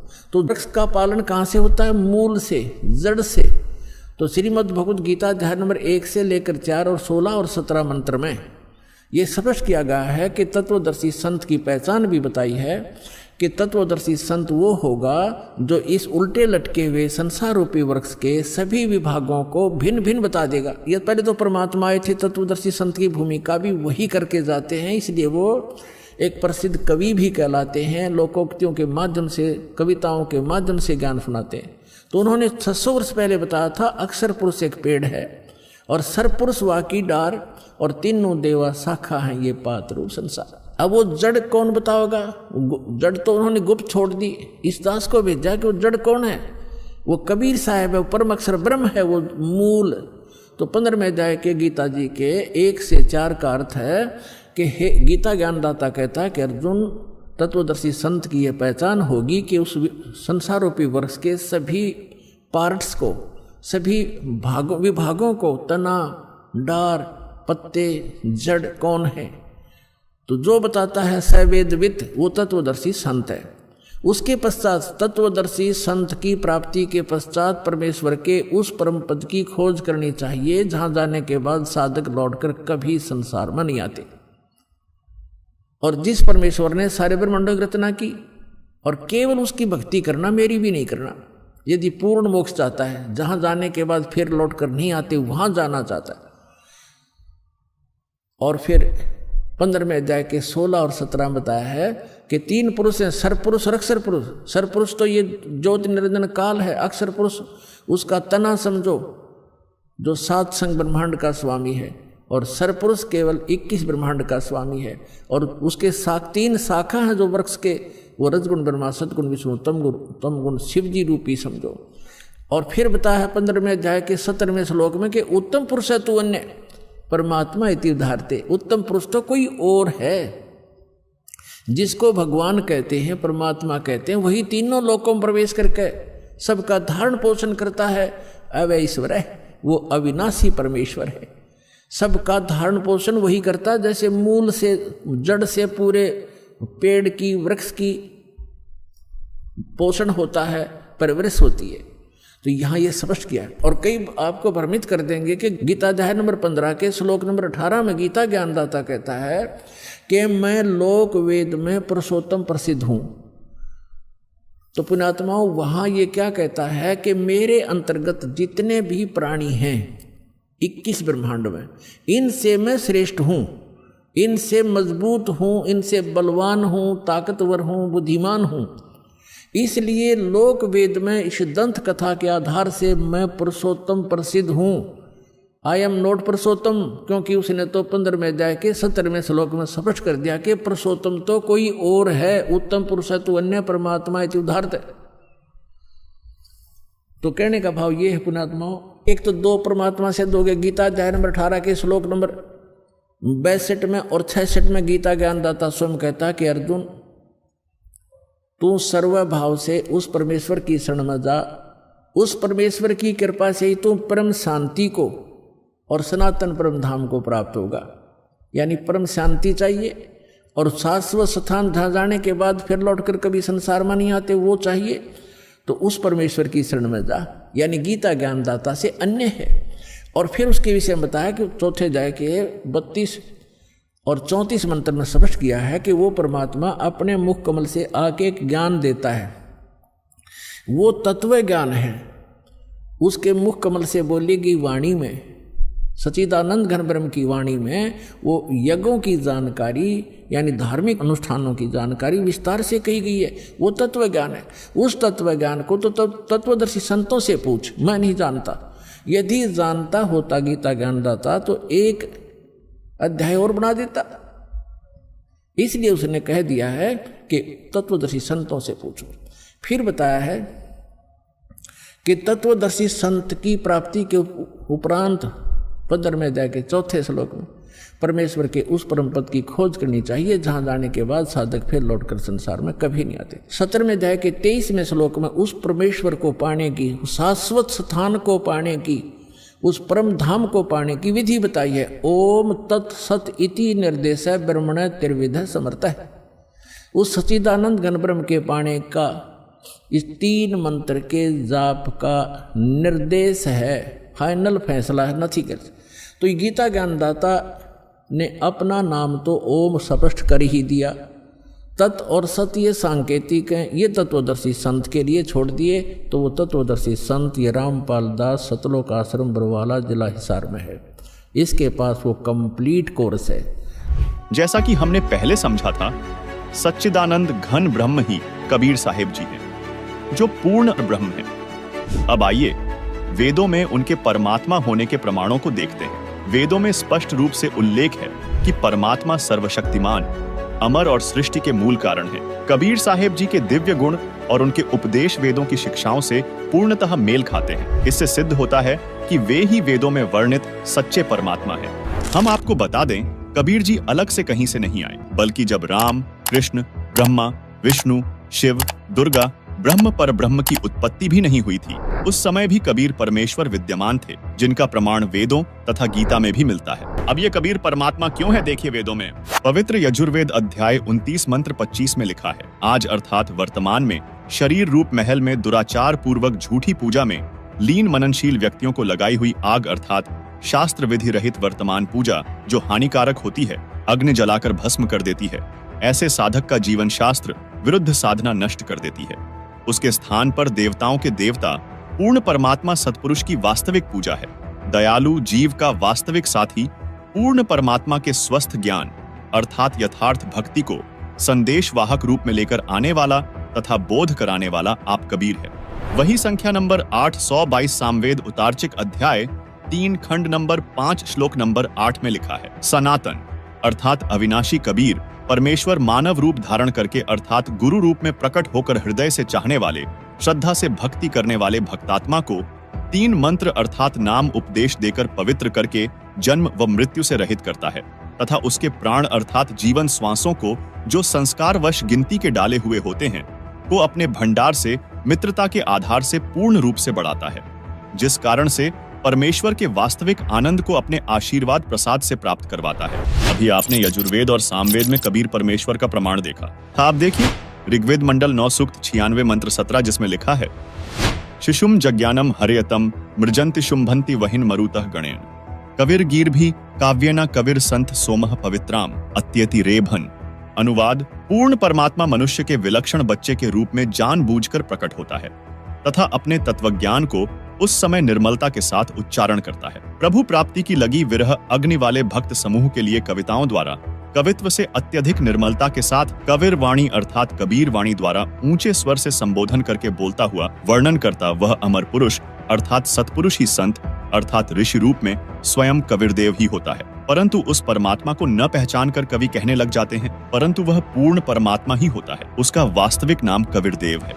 यही प्रमाण ऋग्वेद मंडल 9 सूक्त 94 मंत्र 1 में है, जिसका भावार्थ है कि जो सर्वशक्तिमान परमेश्वर है वह कवियन व्रजम न अर्थात कवियों की तरह आचरण करता हुआ पृथ्वी पर विचरण करता है। उसी परमेश्वर के विषय में ऋग्वेद मंडल 9 सूक्त 94 मंत्र 3 में कहा गया है कि जो परमात्मा कवियों की भूमिका करके सत्य भक्ति भाव को परिपूर्ण रूप से प्रदान करता है वह कबीरदेव अर्थात कबीर परमेश्वर है। उसके समान कोई भी शूरवीर नहीं है।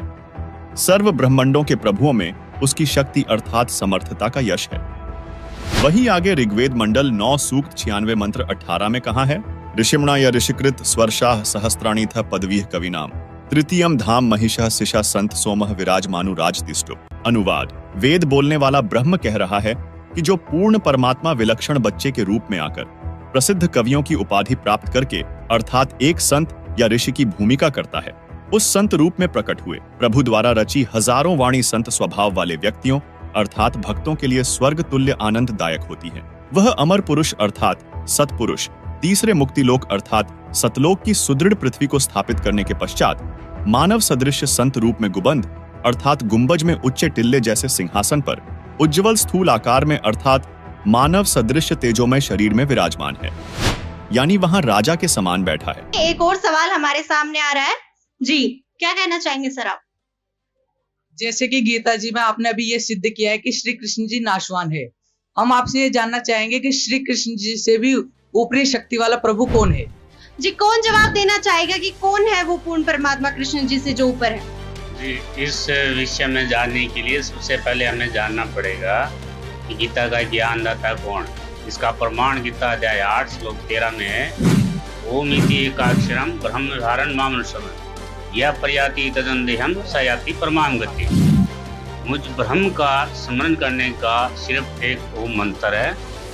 तो यहाँ पे ये प्रमाण होता है कि गीता ज्ञानदाता ब्रह्म है, जो गीता अध्याय 11 श्लोक 32 में भी आता है प्रकरण कि हे अर्जुन, मैं बढ़ा हुआ काल हूँ और अब प्रवृत्त हुआ हूँ।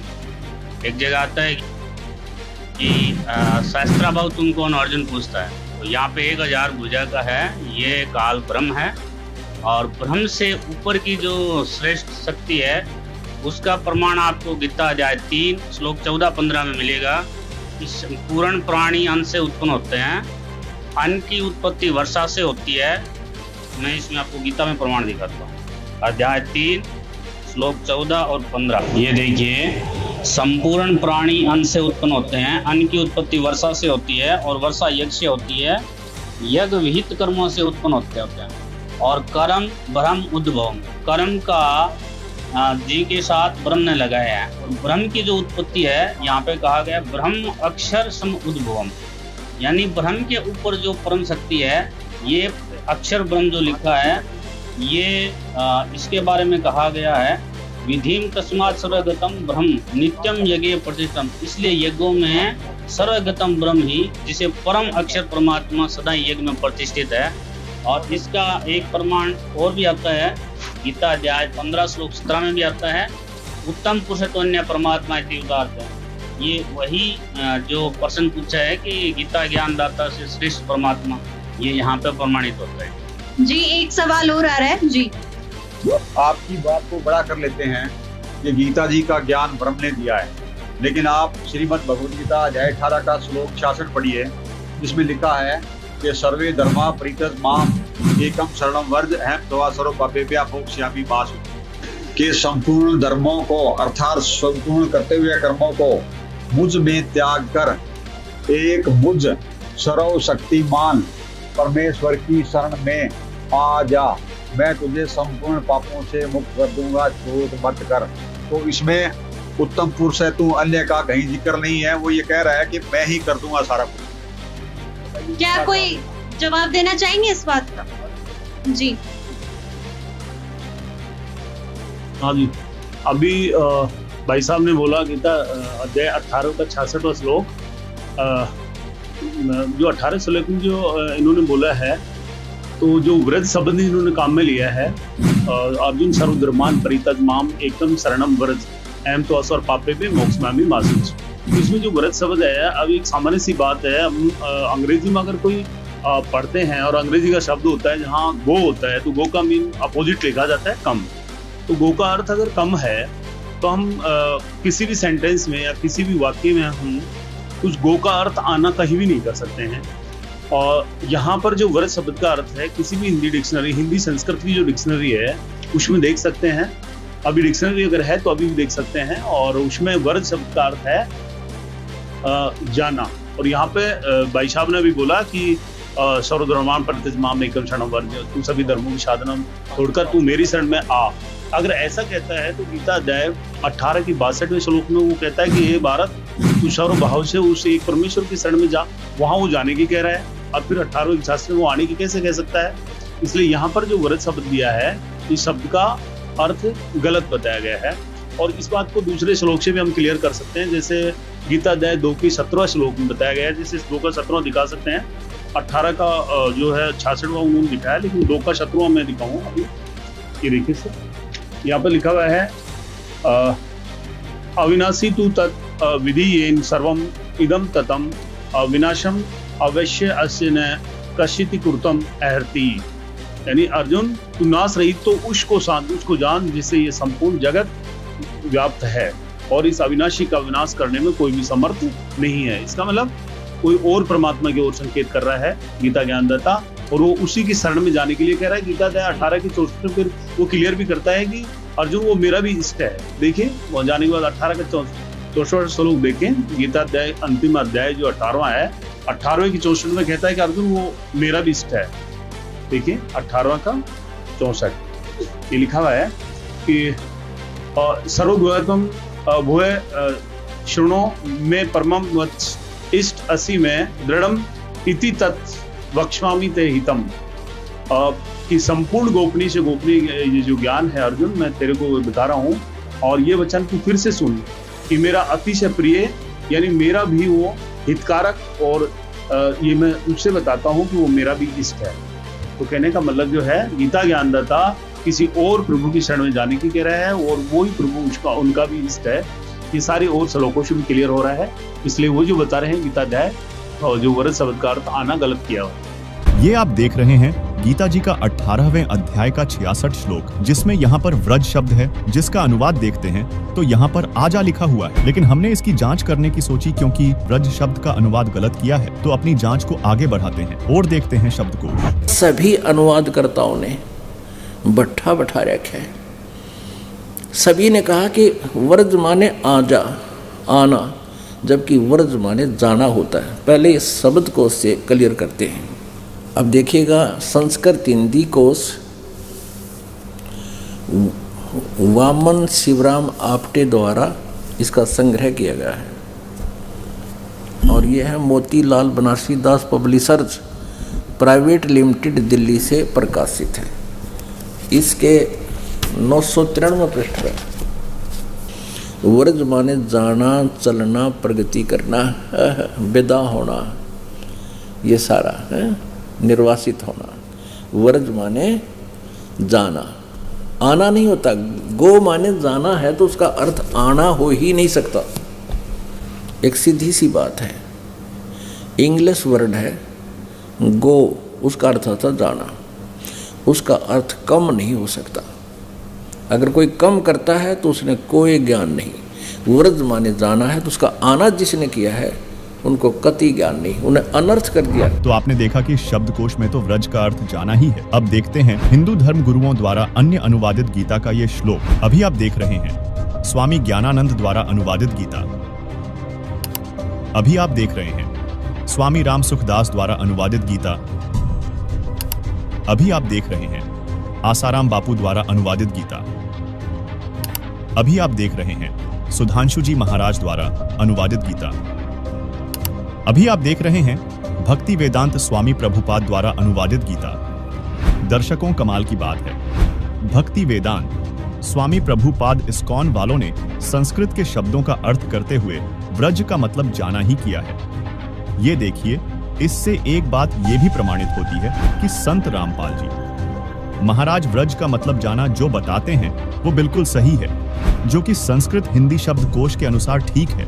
लेकिन हैरानी की बात यह है कि अध्यात्म ज्ञान की कमी के कारण स्वामी प्रभुपाद जी ने भी भावार्थ करते समय व्रज का अर्थ आना कर दिया, क्योंकि इनको भी भगवान श्री कृष्ण से ऊपर जो भगवान है उसका ज्ञान नहीं है, इसलिए व्रज का अर्थ भावार्थ करते समय आना कर दिया। ये आपने देखी 5 सुप्रसिद्ध धर्म गुरुओं द्वारा अनुवादित गीता, जिसमें सभी ने व्रज का अर्थ आना किया हुआ है, जो कि शब्दकोश से मिलान नहीं करता, जिससे स्पष्ट होता है कि गीता का ज्ञान किसी को नहीं है। अब देखते हैं संत रामपाल जी महाराज द्वारा अनुवादित गीता। अभी आप देख रहे हैं संत रामपाल जी महाराज द्वारा अनुवादित गीता। दर्शकों, गीता अध्याय 18 के श्लोक 66 का सही अनुवाद संत रामपाल जी महाराज द्वारा किया गया है। दर्शकों, ये देखकर हो सकता है किसी को ये बात हजम नहीं हो रही हो कि हमारे गुरुजन गलत अनुवाद कैसे कर सकते हैं, तो आपकी संतुष्टि के लिए इस व्रज शब्द की पुष्टि कुछ और प्रमाणों से करते हैं। क्या व्रज का अर्थ अन्य सदक ग्रंथों में जाना ही है या आना है? ये देखिए प्रमाण। विष्णु पुराण, शिव पुराण, वाल्मीकि रामायण से 3 अलग अलग धर्म ग्रंथों से प्रमाण देख रहे हैं। यहाँ पर व्रज शब्द संस्कृत में है, साथ ही हिंदी अनुवाद किया गया है जिसमें साफ शब्दों में व्रज का अर्थ जाना ही किया है। इससे पूर्ण रूप से सिद्ध हो गया कि गीता ज्ञान देने वाला किसी अन्य प्रभु अर्थात श्री कृष्ण जी से बड़े भगवान की शरण में जाने को कह रहा है। ये जो गीता इस डिबेट में दिखाई गई है, ये श्रीमद् भगवद गीता, गीता प्रेस गोरखपुर, राइटर है जयल दयाल गोयनका और वॉल्यूम नंबर है 17। पूरी डिबेट में ये गीता दिखाई गई है आपको। इस गीता से डिबेट पे सवाल, श्लोक और उनका जवाब किया गया, तो इसमें ये नहीं कह सकते हैं कि ये संत रामपाल जी महाराज द्वारा लिखित है। और गीता प्रेस गोरखपुर से जो हमारे शास्त्र है वो ऑथेंटिक है, सभी सनातनी मानते हैं। क्यों जी? बिल्कुल। तो इस गीता से ही जो सनातन धर्म को मानने वाले भाई हैं, उन्होंने ही सिद्ध कर दिया कि कृष्ण भगवान जो हैं वो त्रिलोकीनाथ हैं। उनके शरीर में ही प्रवेश करके ब्रह्म ने ये ज्ञान बोला, जिसको ज्योति निरंजन कहते हैं, काल भगवान कहते हैं, ब्रह्म कहते हैं और अक्षर पुरुष कहते हैं। उसके ऊपर अक्षर पुरुष है और उसके ऊपर परम अक्षर पुरुष है, जिसको पूर्ण परमात्मा कहते हैं। और उत्तम पुरुष अन्य, जो गीता ज्ञानदाता खुद भी कह रहा है, तो वो उत्तम पुरुष, वो पूर्ण परमात्मा, अविनाशी परमात्मा है, वो कबीर परमात्मा है, जो कि आपको यजुर्वेद अध्याय से भी बताया कि वो बंधनों का शत्रु है, पापों का शत्रु है, और वही हमें मुक्त करेगा जब हम तत्वदर्शी संत से उपदेश लेकर के भक्ति करेंगे। तो पूरे विश्व में वर्तमान में सिर्फ एक ही तत्वदर्शी संत है, और वो एक समय में तत्वदर्शी संत एक ही होता है। ये विधान है, प्रभु का विधान है, एक से अधिक तत्वदर्शी संत नहीं होते हैं। तो वर्तमान में तत्वदर्शी संत रामपाल जी महाराज जी है, जिन्होंने गीता जी के अनसुलझे रहस्यों का खुलासा किया, हम पर दया करी, और ये तत्व ज्ञान हमारे ही शास्त्रों में छुपा पड़ा है। जिन्होंने वेद खोला और हमारे को पता चला, आज हम इस गीता पे आप और हम चर्चा कर रहे हैं, और इन्हीं से ही सिद्ध किया, गीता से ही सिद्ध किया कि पूर्ण परमात्मा, अविनाशी परमात्मा तो कबीर भगवान है और तत्वदर्शी संत रामपाल जी महाराज। हाँ जी सर, क्या कहना है आपका? श्री कृष्ण जी भगवान है, सर्वश्रेष्ठ है, क्या आप प्रमाणों को मानेंगे? क्या आपके विचार में, आपके जो तर्क आपने दिए थे उसमें क्या बदलाव करना चाहेंगे सर? देखो, ऐसा है कि तर्क से जो परिणाम निकलता है उसको स्वीकार करना ही चाहिए। तो जहां तक मेरा मानना है कि संत रामपाल जी महाराज के जो साहित्य हैं, उनके साहित्यागार से हम भी कुछ चीजें देखेंगे, अध्ययन करेंगे, क्योंकि हमारा जो भ्रम था, हमारा जो मन का अलग तरह का एक अंधेरा था, वो थोड़ा दूर हुआ है, और हम उनका अध्ययन करेंगे, यही हम यहाँ से सीख लेते हैं। जी सर, तो दर्शकों, आज आपने इस बहुत बड़ी डिबेट में देखा कि किस तरीके से गीता जी की हम जो साधना विधि थी उससे होते हुए मोक्ष की बात तक जाते हैं, उसके बाद उसके अनुवाद में फेर बदल के बारे में चर्चा करते हैं, अलग अलग अध्यायों से, अलग अलग श्लोकों से। यहाँ सतलोक आश्रम की टीम जो मौजूद है, उन्होंने भी प्रमाण दिए कि किस श्लोक का अर्थ जो है उसमें फेर बदल है। काफी सारे अलग श्लोकों से, वेदों से, यजुर्वेद से प्रमाणित किया कि इसका अर्थ क्या है, सही अर्थ क्या है, और यहाँ पे कोई त्रुटिवश अर्थ में फेरबदल हुई होगी। इसी के साथ बहुत सारी चर्चाएं हुई, जिसमें परमात्मा का जिक्र किया गया कि वो परमात्मा कौन है। गीता जी में श्री कृष्ण जी को ही परमात्मा बताया है, उनकी भक्ति साधना के लिए श्री कृष्ण जी कहते हैं, या श्री कृष्ण जी में कोई और था जो इस बारे में पूरा ज्ञान, जो श्रीमद् भगवद गीता का ज्ञान था, वो दे रहा था।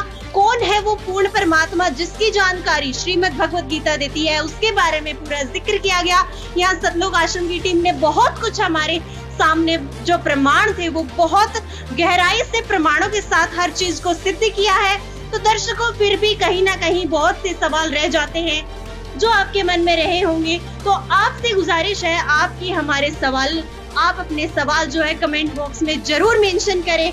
हम आपके सवालों की प्रतीक्षा करेंगे। साथ में एक और यहाँ पे जो पॉइंट आया हमारे पास, तत्वदर्शी संत को लेकर भी हमारे यहाँ बहुत चर्चा हुई इस डिबेट में। तो इस बारे में भी अगर आपको कोई संशय हो, कोई डाउट हो, अपने कोई सवाल हो, तो जरूर कमेंट बॉक्स में मेंशन करें और अपने विवेक से, सविवेक से आप खुद जाने कि क्या सच है और क्या नहीं। गीता जी में पूरे प्रमाण यहाँ दिखाए गए हैं। दोनों पक्षों के आपने सुना और आप अपने सविवेक से अपने कमेंट्स हमें जरूर मेंशन करें, अपने सवाल हम तक जरूर पहुँचाएं। तो दर्शकों, आज के इस डिबेट का हिस्सा बनने के लिए यहाँ मौजूद सभी लोगों का बहुत बहुत धन्यवाद और आप सभी को बहुत धन्यवाद कि आप लास्ट तक जुड़े रहे। तो दर्शकों, आप अपने कमेंट्स, अपने सवाल जरूर पेश करें। धन्यवाद।